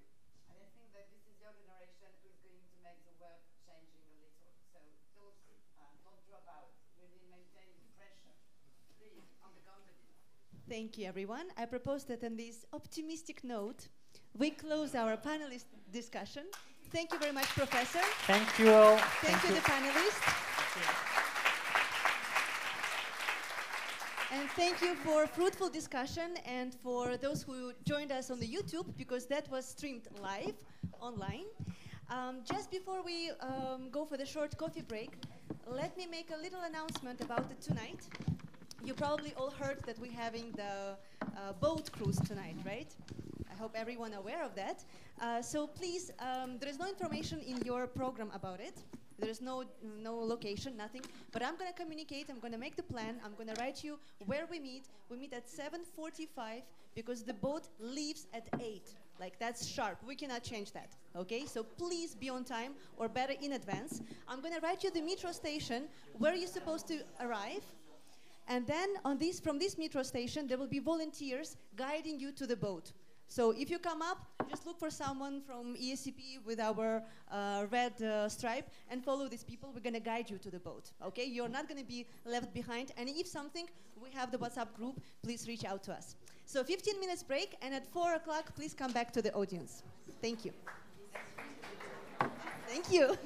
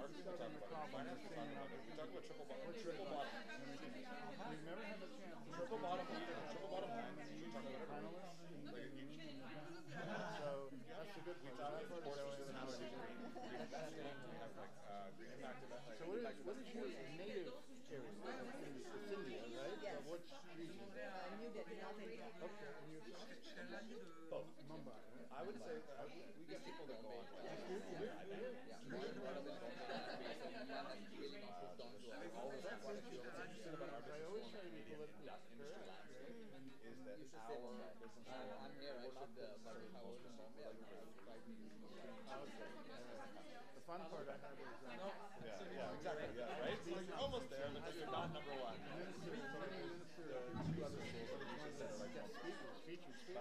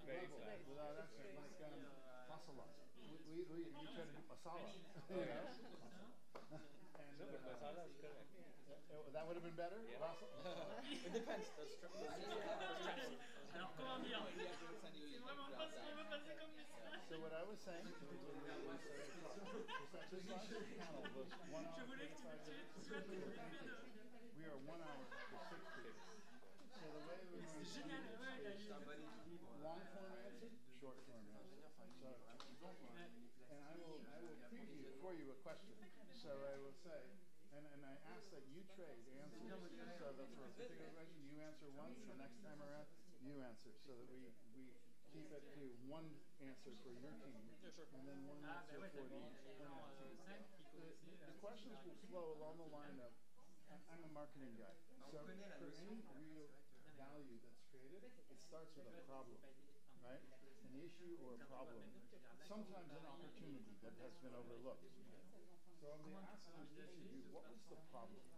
And having you define in short form a problem that you fix. The second question is, what do you then have a problem? A vision for a solution. What was your vision? The third is, okay, nice to have a vision, but how did you implement it?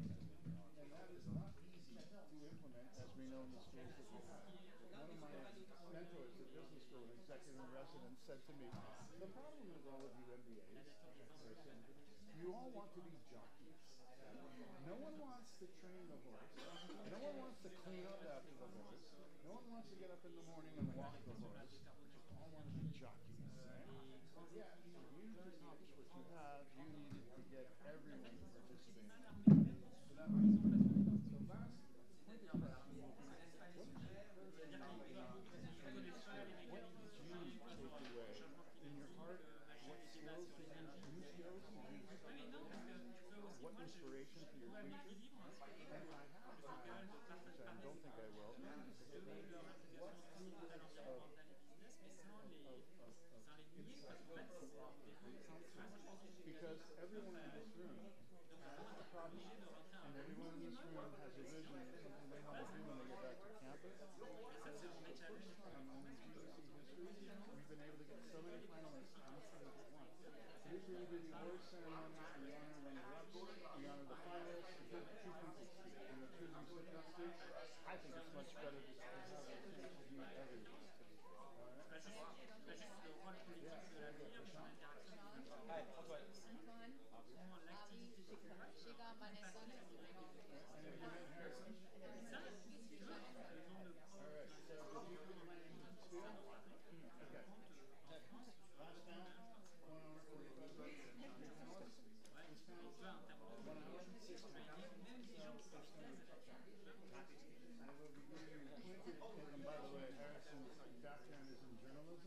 So I know he will be That's pressure. So I say, Harrison, in 3 sentences, would you train us? You'll get 3 sentences. I expect you each to do 3 sentences. Round 1 is, what's the problem that we solve? Round 2 is the vision that you have. Round 3 is, how did you affect the future? And again, the other issue about working with audiences, it's like herding cats. And then last, what personally did you take away from the experience? We talked about it personally.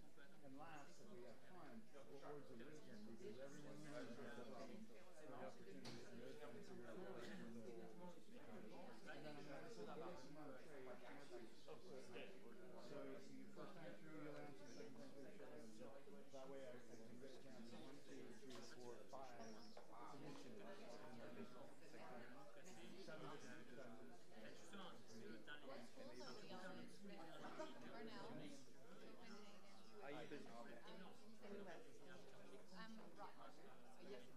So if we could, maybe Abby, then Antoine, and then that's only because the order we're going to have all your bios. Harrison, you might as well take your stage. And Simone, then last one weekend, and then I guess it was we saved the best for last. Oh, no, Vanessa, and then Shika.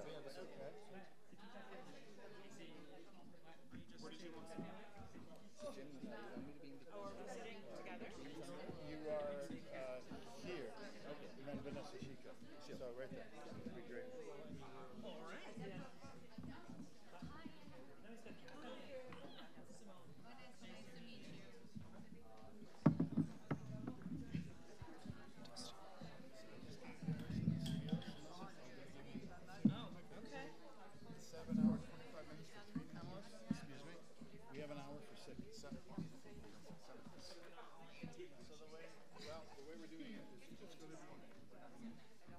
Short form. So I will direct specific questions. questions. And So good working session and see you at the scene very soon. So At 8. So there won't be a dialogue for each person. Say, let's talk about what problem you face. You guys get to train your team lives in around. And if you could think, I have 5 questions. We have 60 minutes. So each round is about 10 minutes from start to finish. If I don't say anything, you know I don't, I'm very shy, I don't speak. This is a problem. And the thing is, it's like putting cats together and you hear at the same time. So I've said this 3 times, but I don't think everybody heard it. This is the first time at the GBC that I've had the opportunity to have so many finalists on one stage to introduce to the crowd. If you think about the purpose of best practice sharing, we would end up waiting until Friday at the banquet to hear about these amazing accomplishments, and then people barely had a half a day Saturday to catch up. This way, they get to hear about each of your situations, and if there are similar problems out there people trying to solve, they have tomorrow to catch up with you individually and gain insights. There are different things I enjoy about the nominations, so if you can introduce that flavor.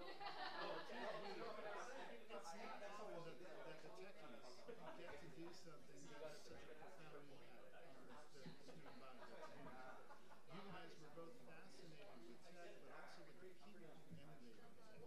That was a big part. So for you to have a vision of what you could bring with your skills to have a profound impact on the student body, seeing the problem, and the problem was people didn't have any kind of person-assisted tech solution, any way of coordinating across the school.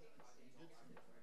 For you guys, you were looking at several issues on campus. There's the coordination of first and second years, the fact that people of different cultures tended to recede away from the mainstream, that minorities were not always well represented, and you had a vision which actually came out of the GBC in terms of best practices and came back and not only executed what you heard with the help of other schools, but you innovated above and beyond. That was impressive. Prashant, your career as Prashant is a ship's captain and moved on to a career with Maersk in the shipping industry and was given, guess what? Prashant, congratulations. Now you're going to be in charge of ship recycling for the world. And let's see how well you can do. And talk about having something put into your lap that's no small task, right? And the way in which you executed, the thinking you had on a forward basis, and especially with the Vanessa, simply speaking, Vanessa, which is why you're an excellent job. saw an issue at her school that she felt like school was jacket. Yeah. Oh, no. Are you okay? Everything okay? Yeah. From the back. It's hard to see you depending on where we are just because you guys all slide a tiny bit. And I would say actually if you're comfortable, it's fine if you're not, maybe behind this part. Because I think on this side I'm really sorry. Didn't want people to not. I don't think we fit if she goes to the back. Okay. I think yeah, I might just like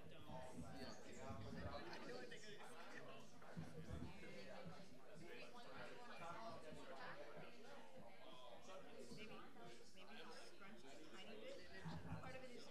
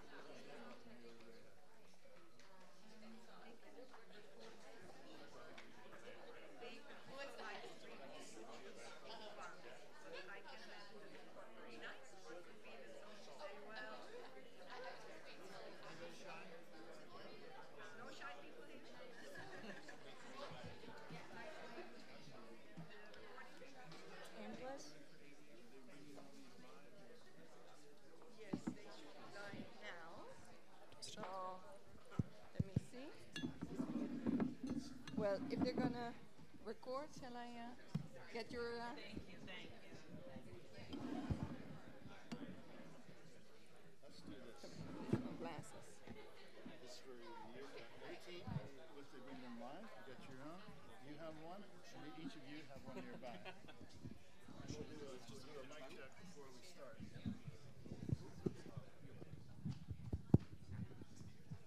Check. Testing. Testing.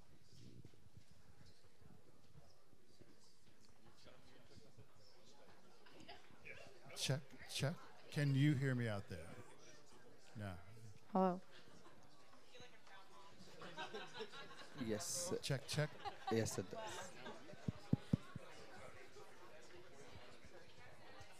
Check. Check. Is the button on? It's not working.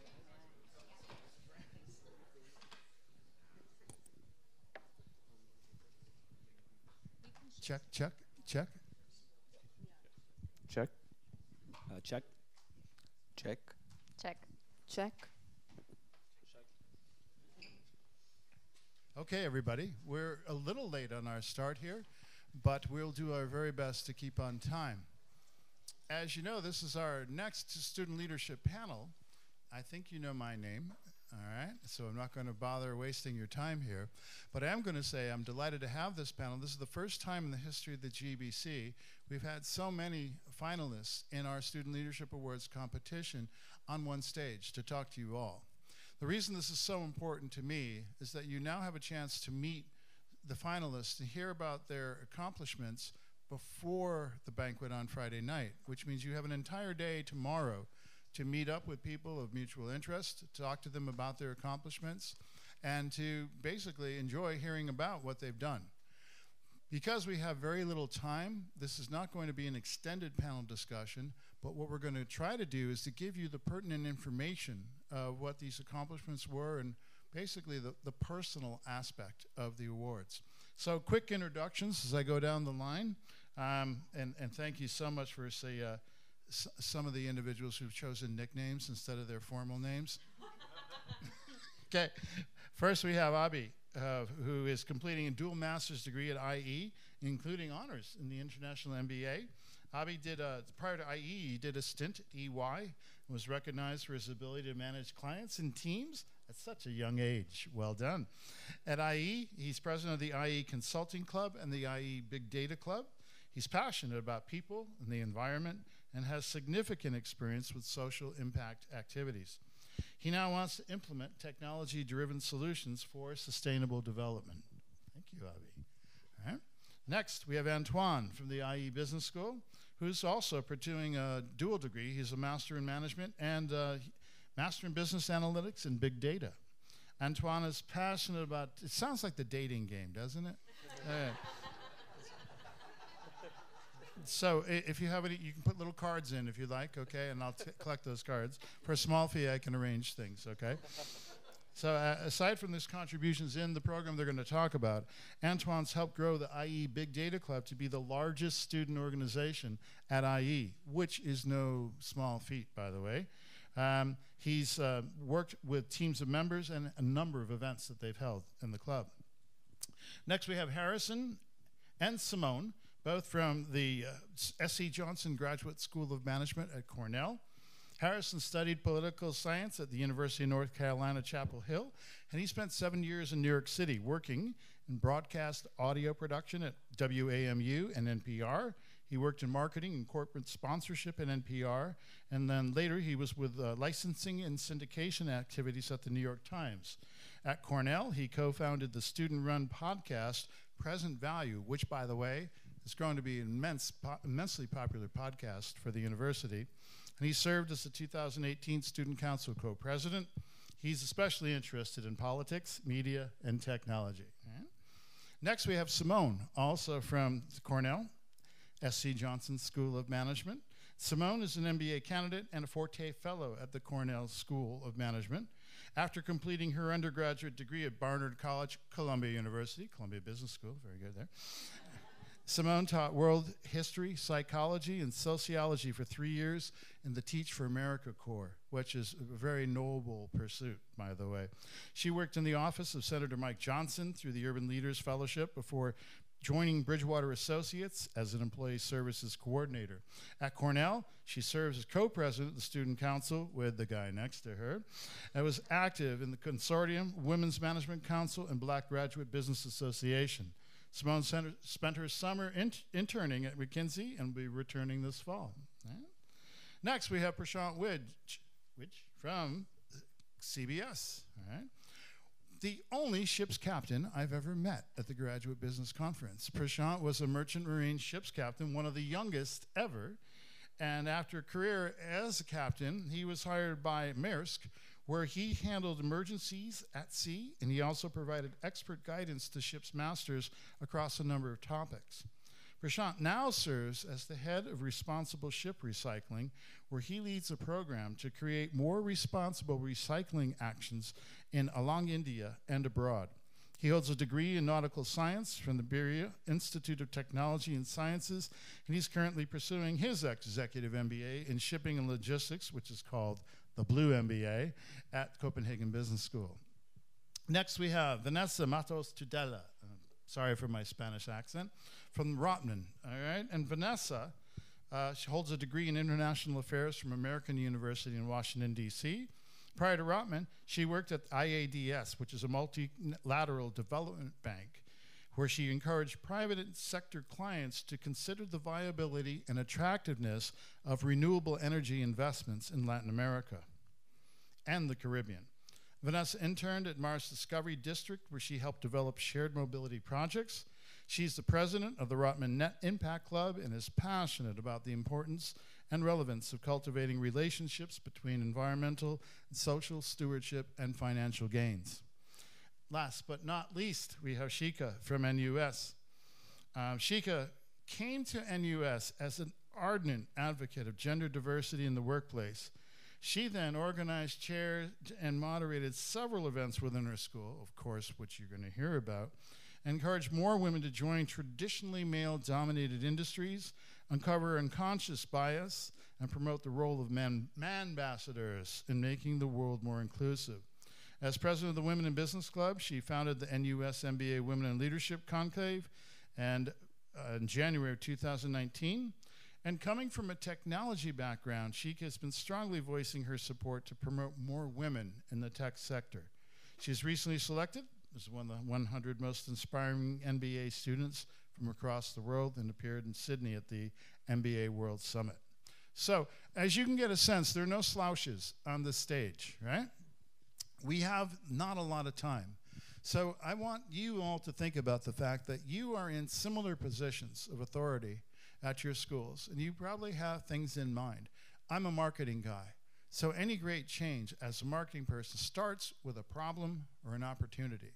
So what I'm going to ask our panelists to comment on was, number one, what was the problem that you saw, or what was the opportunity that you had insight in? If we can go down the line. So for us, IE tries to be a very different school. So we focus on entrepreneurship, innovation, diversity. But when it came down to actually going into the field and doing it, a lot of companies did not see us as a different business school. It was just another business school in Europe. So how do we approach tech companies and make that change? That was the issue we identified. Great. So skill development and the gap between business school and a tech school, and what I is trying to be and trying to achieve a spot in between there. Excellent. So we try to identify that, and then we built a vision around it and try to solve it. Okay, we'll get to that part next. What problem did you guys see? It was fairly simple. We just wanted to increase the networks and connections between the first years and the second years, and it was as simple as that. Yeah, I think it was even deeper than that, because as I remember... Trying to be brief. He's trying to be succinct. He's the journalist in the group, right?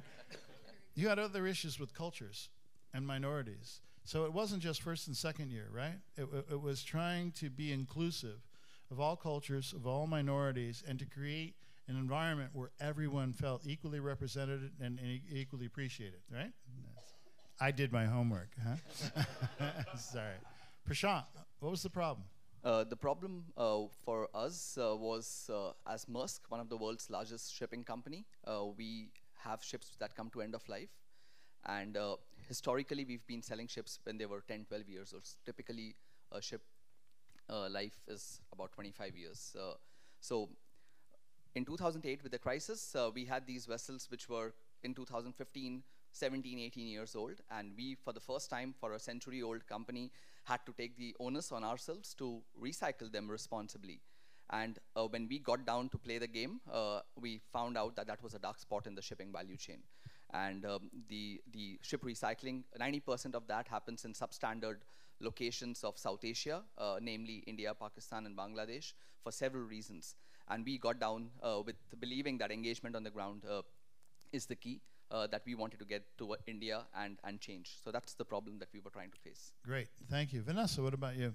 So the opportunity that we saw at Rotman was that sustainability was not really embedded in the MBA program. So very similar to what we were discussing just earlier in the prior panel, where we really saw a problem where students and future business leaders were not getting enough of the future of sustainability and how to become more purposeful driven MBAs, basically.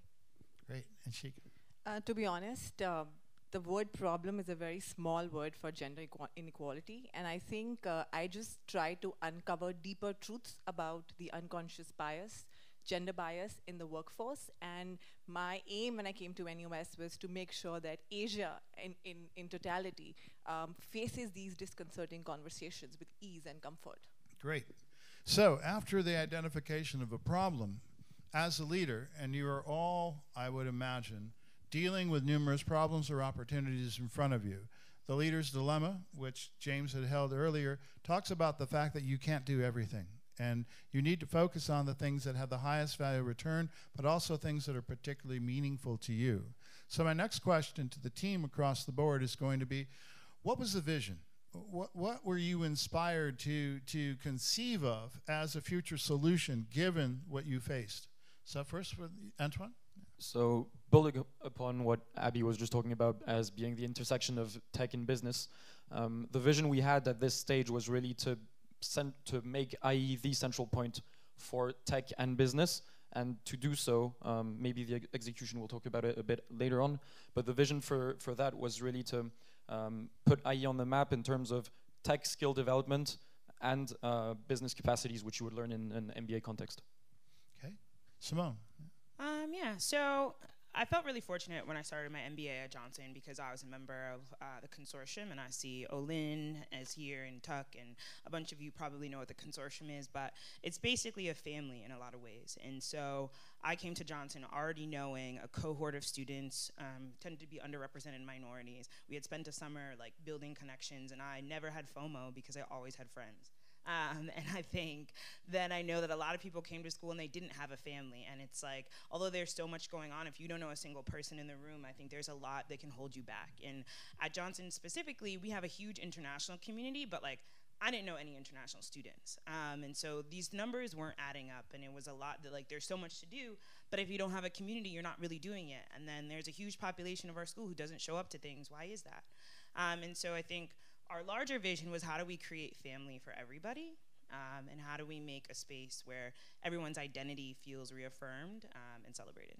Great.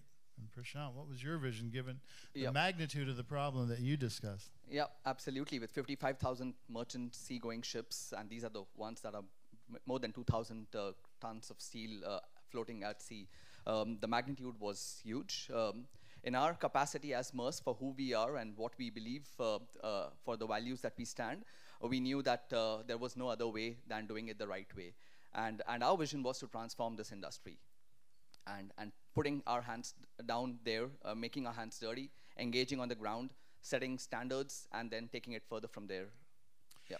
And I think also, if I recall, there had been a global standard for recycling, but you went above and beyond that global standard. Yeah, so there is a standard which is not yet mandatory, so not only did we adopt it in its own right, but beyond that we went with what we call as the Maersk Responsible Ship Recycling Standard, covering labor and human rights, anti-corruption, subcontractors, in addition to, of course, the core, which is the health, safety, and environment aspects. which to me was a really key part about Maersk's involvement in this, is the human factor. Everyone can talk about contaminants and pollutants and saving the environment, but there were people who were constantly being put at risk by handling these items in the recycling process. And so Maersk really took that into account.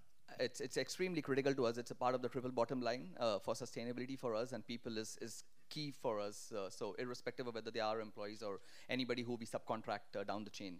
Gotcha. Vanessa, so what I really want to hear about in the vision that Vanessa will talk about is that it wasn't just a conference, right? What was when you talked about being underrepresented, what was your vision? So we, and by we I mean the Rotman GBC and Net Impact Club, thought about how to embed sustainability, and that wasn't just going to happen with inaugurating the first sustainability conference at Rotman. We needed faculty, so that also involved a course. We needed the entire Rotman community, faculty, the PSO, the program service offices. We needed the office of the dean, we needed the vice dean, we needed more stakeholders, because what the clubs or what GBC could do was mostly going to be focused on co-curricular activities. And what we wanted to do was to embed it within the program itself, and that would require a vision that involved stakeholders within the university. Right. And Shika, how about you? So Women in Business Club at NUSMB or any other business school, I wanted to differentiate the word, activist from actors. So you can have conferences, you can have conclaves, and you can just talk about those things. My vision was to have such model events that not only involve the cohort, but also give them an opportunity to be mentored by leaders of today. So it's like bridging the gap between leaders of today and leaders of tomorrow in terms of gender inequality and unconscious bias. So as you can hear, these visions were not just small incremental achievements, right? They were broad and they were very reaching in the scope that they were. So that then begs the question is, how do you execute a vision like that? What's required to be able to get something like this actionable? And let's remember, we're all at school for, at most, 2 years. Some programs are finished in 1 year. Right? So you have very precious time to be able to articulate your vision and get your vision enacted. So what I'm interested in, what was the key in terms of implementation? What did you actually do to get this thing implemented?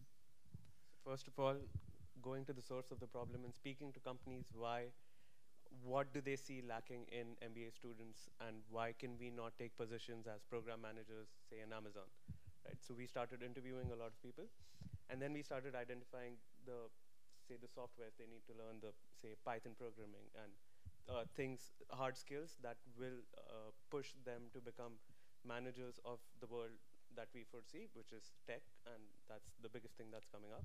That's the easy part. Then how did you actually get this software out there? Yes. Yeah. So we started identifying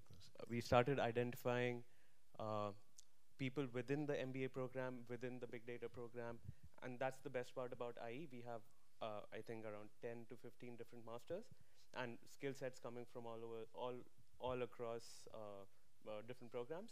And we started utilizing people from, say, the big data masters, trying to teach someone from the MBA. And this community engagement is what enabled our vision, and events like keeping them up to date with the latest news in the industry, the latest skills in the industry. But the diversity at IE is what made it happen for us. I like the aspect of symbiosis, that a business student may not have good tech skills and a tech student may not have good business skills, and by bringing them together in the community, there was friends helping friends, right?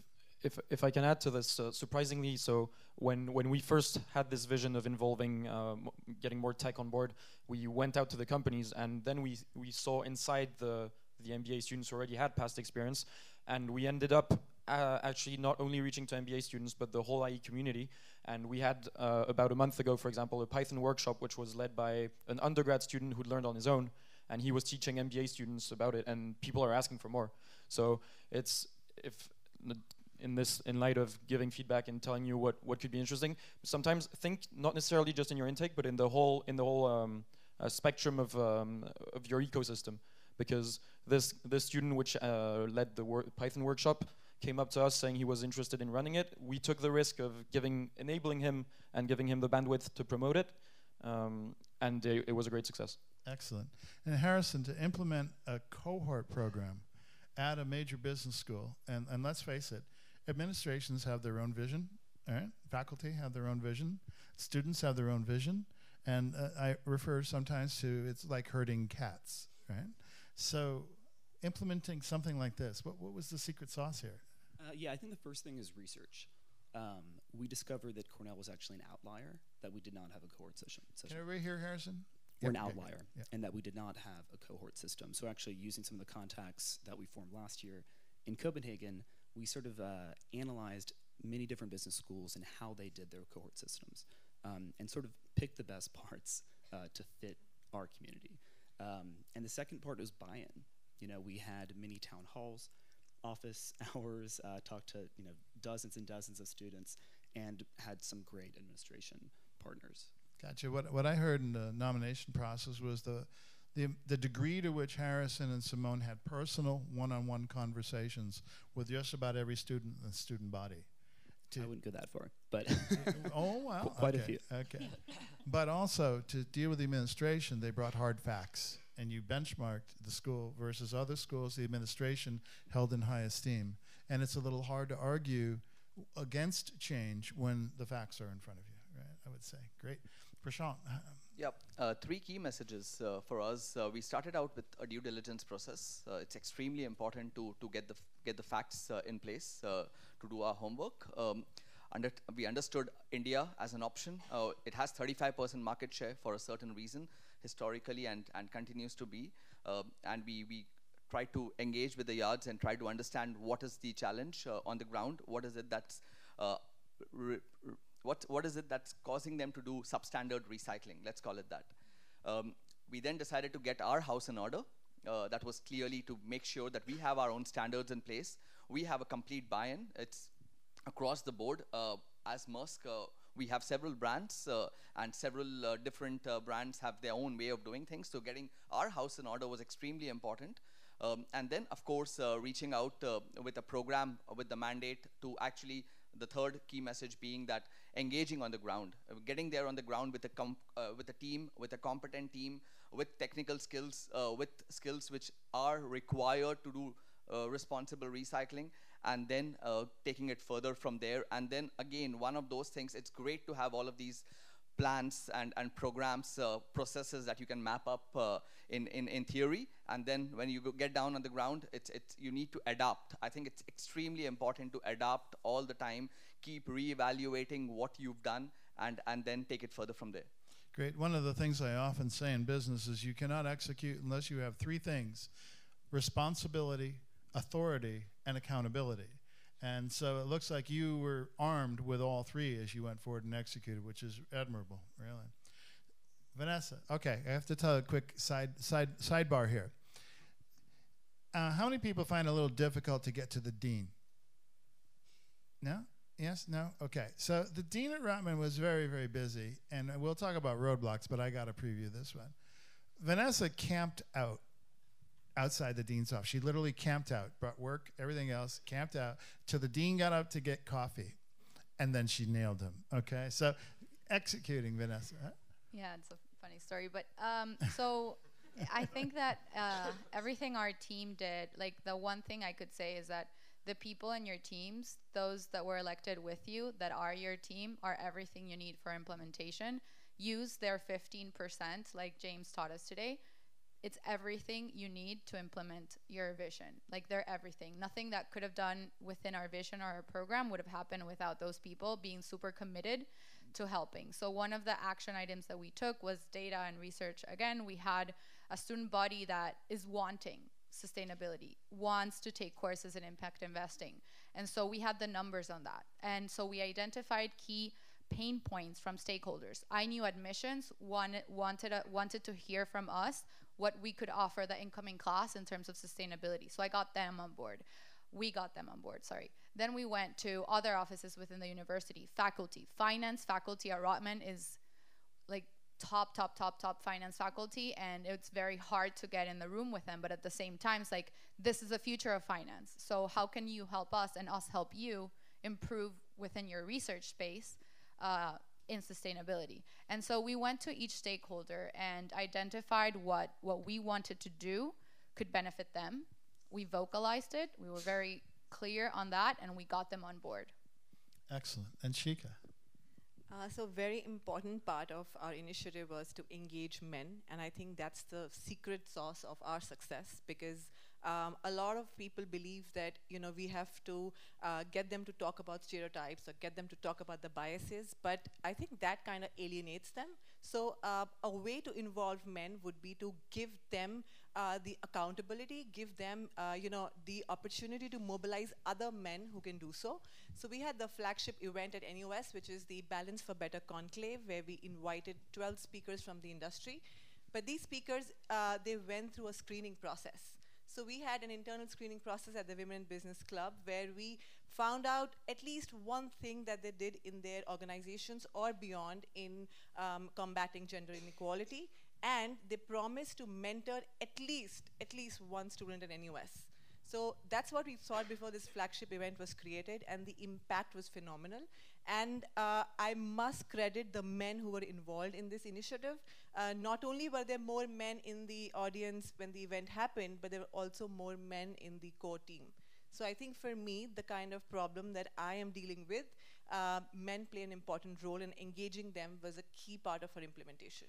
I think that's an amazing insight in terms of executing a vision like yours, because when we think of all the major changes that have happened in human issues, very difficult to move the needle on these major issues.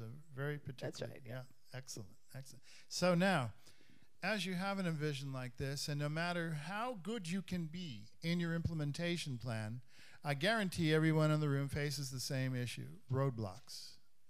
So what I'd like to ask the team is to take into account, what roadblocks did you face, and how did you get around those roadblocks to be able to get to the finish line, to execute the vision as planned? Well, it's an interesting question, especially in the context of our club and the initiatives we had. For the specific problem we've been talking about, which is getting more tech on board. The main problem we had was getting the legitimacy to speak with careers and set some recurring milestones, recurring meetings to put processes into place. So even though, as you said, we're the biggest student club at IE, the problem was getting into the room and speaking directly with them and having this relationship. And the way to overcome this, and I credit this a lot to Abby as well, is that Abby's been working a lot in getting those relationships, so this networking aspect and showcasing the value. And once you've got this going, it's kind of a natural evolution.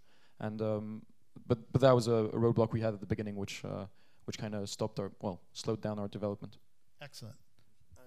And complementing that, and on the lines of what you said, just like we had a vision, every big leader in the school, including the dean, the careers head, all of them have a vision, and they have probably the same drive as you do. Yeah. So it's very hard to get them on the same page as you, because they are right and you are right, and come to a middle ground which suits everyone. So yeah, I told the team before the panel that my mentor at business school said to me, the problem with you MBAs is you all want to be jockeys. Nobody wants to get up at 6 a.m. and train the horse. Nobody wants to clean up after the horse. Nobody wants to be the one buying supplies and changing the stalls out for the horse. You all want to be jockeys. So I can respect that issue, that if you got everybody out there wanting to be a jockey on their own horse, how do you get them all to pull towards one initiative? So Simone, what do you think? Yeah, MBAs are a tough crowd.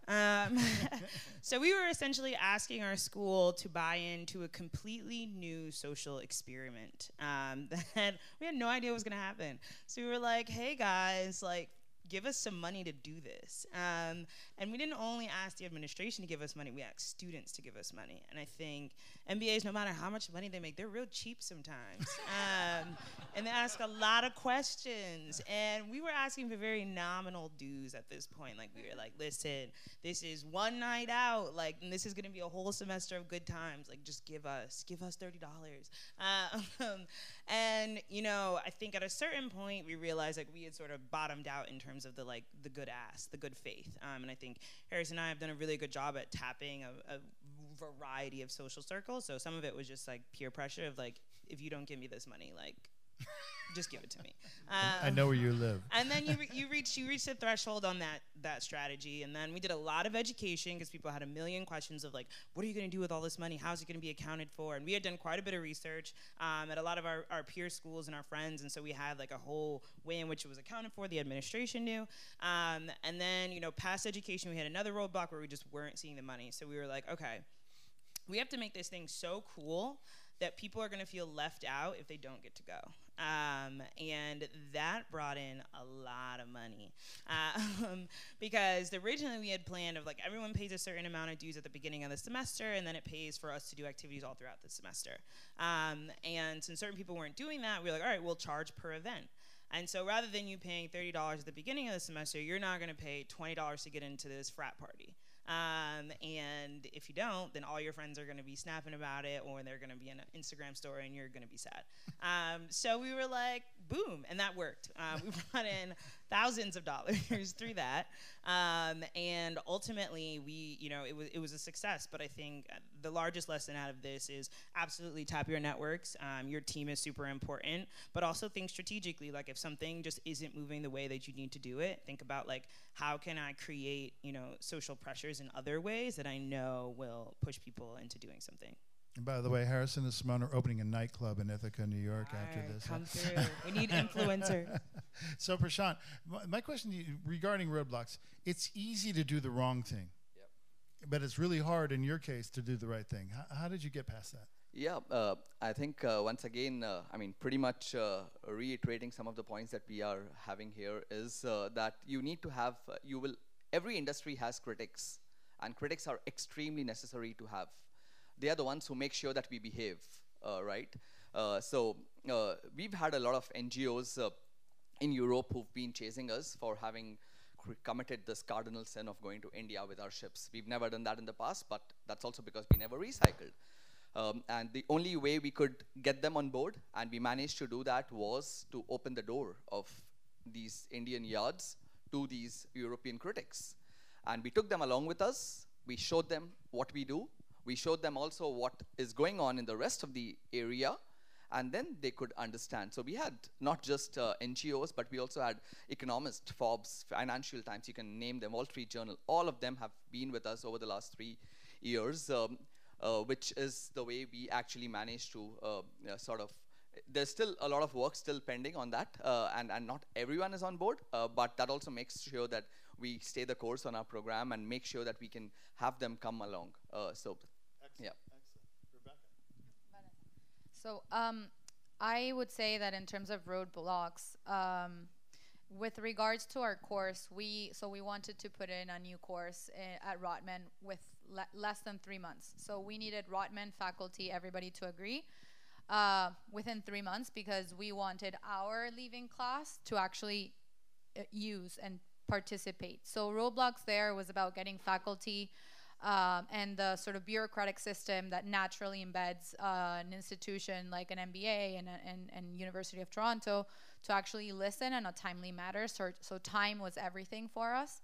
And we looked, and my advice there would be that type of roadblock means that you have to look for your stars. By stars, I mean the champions, the MBA programs that have done it and have data on how they did it and how they were successful, so that you can then show in terms of data and example, these other schools have done it, why can't we? We pointed towards Wharton, for example, and we said, the school is doing an impact investing course, training, and case competition. We want to do the 3 things as well.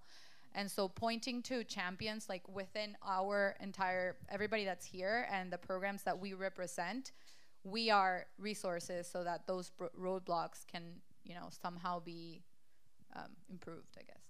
Great. Sheikha. So when I was running for the president of the Women Business Club, a lot of people asked me, if the idea is inclusion, why to even have a club like Women Business? I mean, there should be something like Men in Business, right? And that was the biggest roadblock, because you have to change the mindset of these people. You're right, there should not be a club separately for women, but the time isn't just here yet. From now until leaders are not identified by gender, there's a lot of work to be done, which is why these clubs are in existence. The second roadblock is, as a lot of my friends mentioned, but in this case, you know, the outcomes are not tangible, right? I cannot go to the graduate student's office and tell them, this is what I achieved out of this conference or the conclave. So it's about changing the mindset. It's about assessing what went through their minds when they were listening to those speakers or being mentored by them. So assessing outcomes and assessing the result is one of the other challenges. Because, you know, in marketing, customer loyalty and brand loyalty is a major challenge. So how do you get those people involved in this thing forever? So it's about creating a lifelong impact. You don't just attend a women business event, but you feel for the cause, you feel that you should promote and support it. And as men especially, you want to be ambassadors for life, not just during your MBA program. Excellent. The next thing I want you all to think about, and if you think of achievements that have happened at your respective schools, one of the reasons the GBF is so adamant about bringing you all together is to create a sustained benefit, so that when you leave, how do you know you've made your school or your community a better place, and will that benefit be lasting? So I'd like you all to just think about, what steps did you take to ensure that the benefit you created, the program benefit, was sustained after you leave? So one of the first things, actually, that was Antoine's initiative. He started creating process documents. And I mean, it's a classic consulting way to deal with the problem. But you start creating process documents and how exactly you go about every problem in school, whom do you speak to, whom do you, the point of contact for everything. And once that's in place, you kind of remove all these operational roadblocks for the next generation of leaders. Right. And now they can look at issues which are beyond this and take the school to a much higher baseline than it was earlier. God bless you, Antoine. Yeah, just for the jockey idea of that was not a jockey task. But I think when talking about the quadrants that we had before and about those low-level tasks, I didn't enjoy doing it, but I know that it's going to be super valuable in the future, because especially for those of you, it's our case, who have a one-year program, handover periods it's going to be a mess if you haven't experienced it yet. And having things laid down, recording yourself on webcam with your voice and your face, it's not great, but it's, for example, one of the most efficient ways you can have. And so we've got some things laid out in written processes, but also video for simple things like how to set up an email, how to deal if you've got this conflict which arises, which are things which we try to do in the handover process. But of course, it's documented so that if there's a doubt and we're not there anymore, we'll be there to support, but not in 3 years' time. And so yeah, that's one of the big things we did. Excellent, thanks. Harrison, what about? Yeah, so something that was great to see, when we had elections, we had 6 teams running. Sorry, for our successors. We had 6 teams running, and every single team, one of their core principles was to improve and make concrete the cohort system. So that was really nice to see. We also voted to install a new chair on our student council, the cohort chair. So it's institutionally mandated now. So that way the person's elected every year, so the benefit is definitely lasting. That's great. Yeah. Sean? Yeah. So for us, it was twofold. When we executed this program, I'm an executive MBA student, so of course had to be in Copenhagen once every 8 weeks and for a week. So back in India, to run this program, there was always this challenge that I would face. But what we tried to do was we tried to hold the pulse of the workers. 20,000 workers work in this area. And what is it that they do not have? They clearly did not have the required medical facilities. And we actually, as Maersk, started up with a mobile health unit. And in less than a year that we've been operating it, we've had close to about 12,000 workers who've actually stepped in. And the buy-in that this program then got with these workers was that they were willing to start with, when we told the workers that you need to have safety gear on, they said, we've worked 35 years over here and we've never got injured. So who are you to come and tell me? And they would tell the yards that, okay, we are going to be working like that, or we step out. And these are daily wage workers. So this is a real problem, a life problem. And then when we started to do this and provide them free medical health care and better sanitation, hygiene facilities, ILO living compliant housing as a starting point, they were like, okay, now is where we will start to. So through this program, what we've managed to do is not just make sure that you have health, safety, environment, responsible recycling, but you have labor and human rights being taken care of, anti-corruption issues that were there, corruption issues that were there have been, our program encompasses that as well. So all in all, we were focusing on people in that regard, planet to do with environment sound recycling, and then of course with this program there was also profit for Maersk because we would get higher prices for steel for our ships as compared to other locations in the world. Great, excellent. Vanessa. So we decided to sort of look at it in all of the areas where we tried to embed sustainability. So for the course, we got commitment from the school that it's going to happen next year. They did not necessarily say that more than 3 teams or this many students, but they promised that the course was going to happen next year. And that's at least 15 more students as a minimum that will participate in this impact investing course. So that was one way where we made sure that was going to happen. In regards to the conference and the sustainability conference, it was all about talking to our panelists and our moderators who were very high-level senior managers in different organizations that committed to coming back next year and being part of a sort of committee within an advisory board to help the incoming executive team. And in general, we're doing the first advisory board that the Net Impact Club has ever had, in which our current executive team will have 2 representatives that are graduating. But we committed to joining their basically the advisory board and being on campus, helping them 4 times a year. So that helps sort of transition knowledge in other spaces of sustainability as well. Fantastic. Shika. So I wish there was some documentation or something that we could do I think Antoine's available. Yeah. Are you single, by the way? I'll take the plane tickets. So, so what we are doing as part of the current council is building what we call the Advisors for Life community.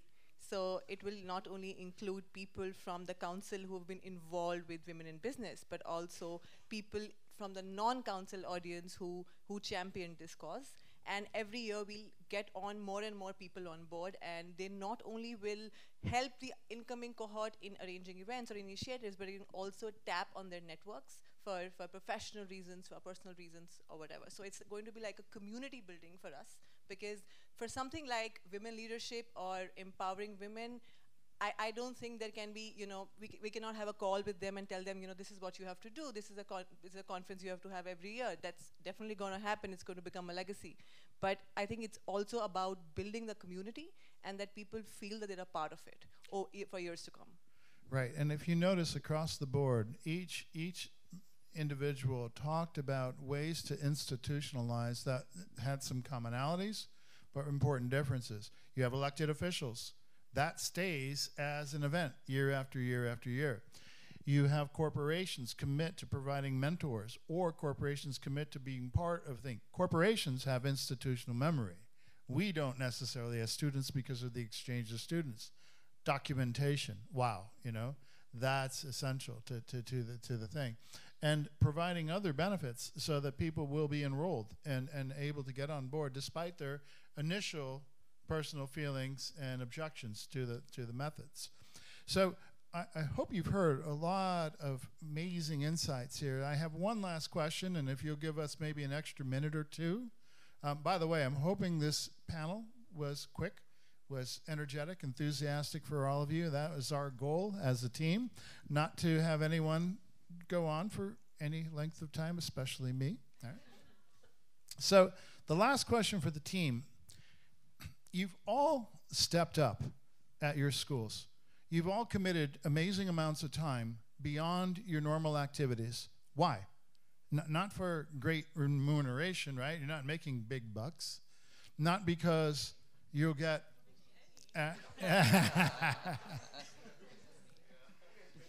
yeah, no. Okay, what's the pay for a student council president, right? Okay. Yeah, in most schools, by the way, there are some schools that do get paid, by the way, but in most schools, Yeah, there we go. Names. Best practices. Names. Let's hear about that, right? Yeah. So, for most of us, the financial rewards are here, right? The big zero. Why do you put yourselves through such pain, through such types of getting everyone on board, herding cats, dealing with everyone who wants to be a jockey, dealing with administrations that have their own vision for the school? So the question is, what were your personal rewards? And I'm talking about things that are close to the heart. What were your personal rewards in having done this? And I'd like everyone to answer, please. I mean, the simple satisfaction that your actions can make a huge impact. I mean, I'm sure that's true for everyone, but that feeling is enough to get me out of bed every day, go to school, and then do all these extracurricular activities and make that impact. Excellent. I'd say, and so us, it's maybe a bit more special because we're a tech club. It's a lot to do with passion. So, I mean, we're studying this. We're very passionate about the field, and we want to share. We want to share this enthusiasm. So personally, it's just feeling useful, having an event, knowing that the room is full, and thinking that if the team hadn't put in the effort to do this, it wouldn't be happening, and people wouldn't be learning. Simple as that. Gotcha. Harrison. Yeah, I guess I went into my MBA knowing what a privilege it was. I mean, all of us here are so privileged to do an MBA, and it's almost indulgent in a way. So I think Samantha and I both came into the program thinking we got to take advantage of these 2 years, and I think that's really what kept me going. You know, remembering how special those 2 years were going to be. Excellent. You made this sound like a very altruistic role, and I would like to think that it is. We've also gotten to go to Copenhagen. We're in Paris.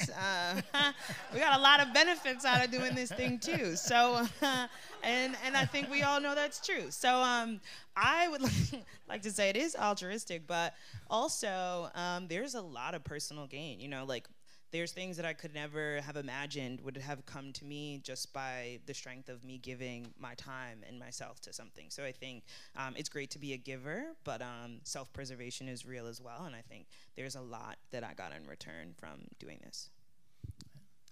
Yep. Of course, all the skills that I have been picking up at Copenhagen Business School is what I've been really been very fortunate. The executive program allows you to do that in real time, apply it on the ground, and see what happens with it. And I think the negotiation strategy that we had on the ground reaped us great dividends.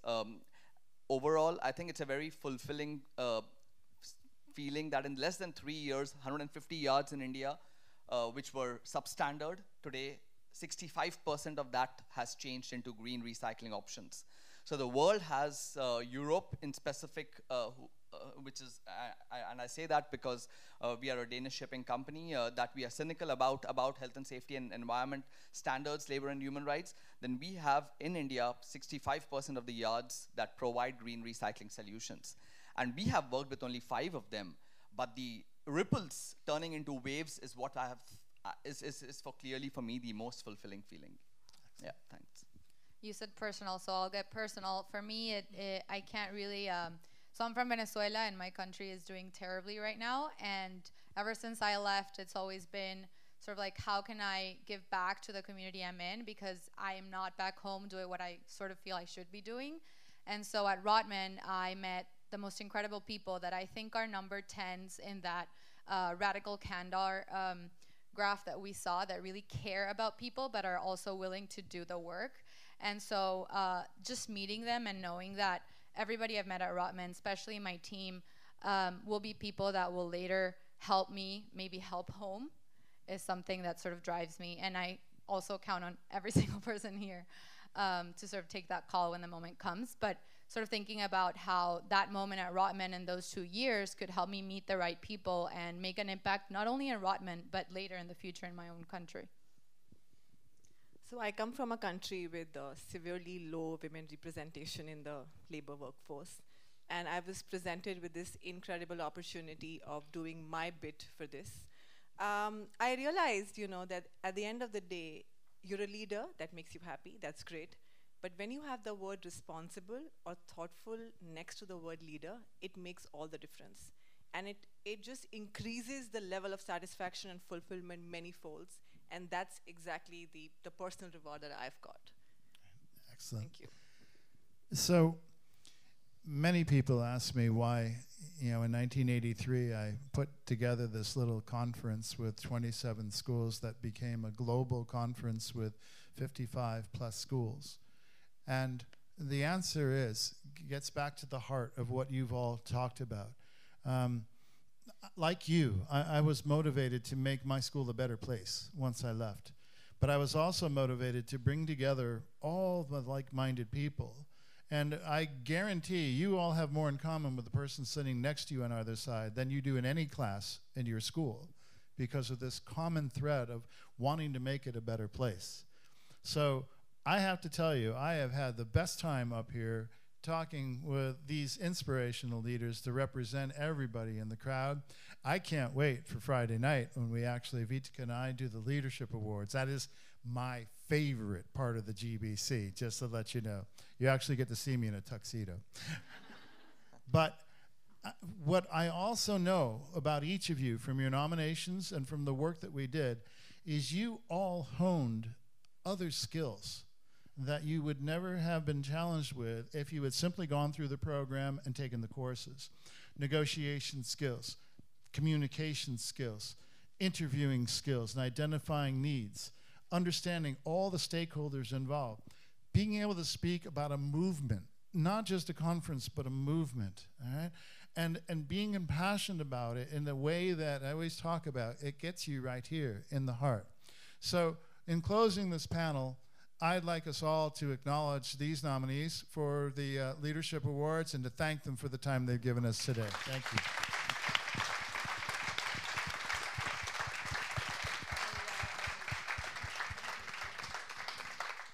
And we got you out on time. How about that? Great. Thanks, everybody. I'll see you all on board, right?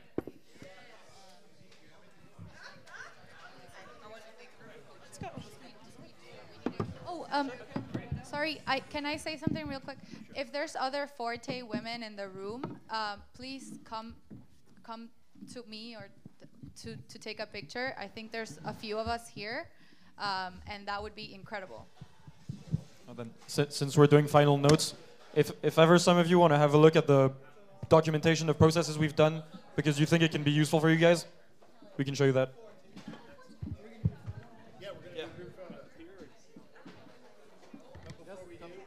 Thank you so much. That was excellent. Did you guys have fun? Yes.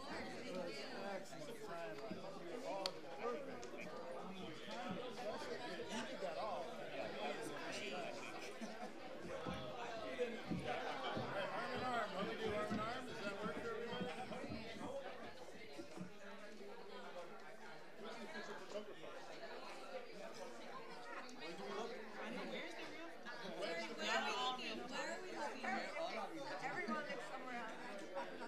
That's more natural.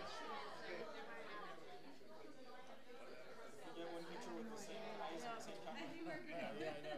You have tiny heads, so it doesn't matter. Okay, I think there's one person that we can for sure look at. So she's going to take the official picture. Can you turn the camera? Can you turn the camera? One more. There we go. Can you make it there? With the band?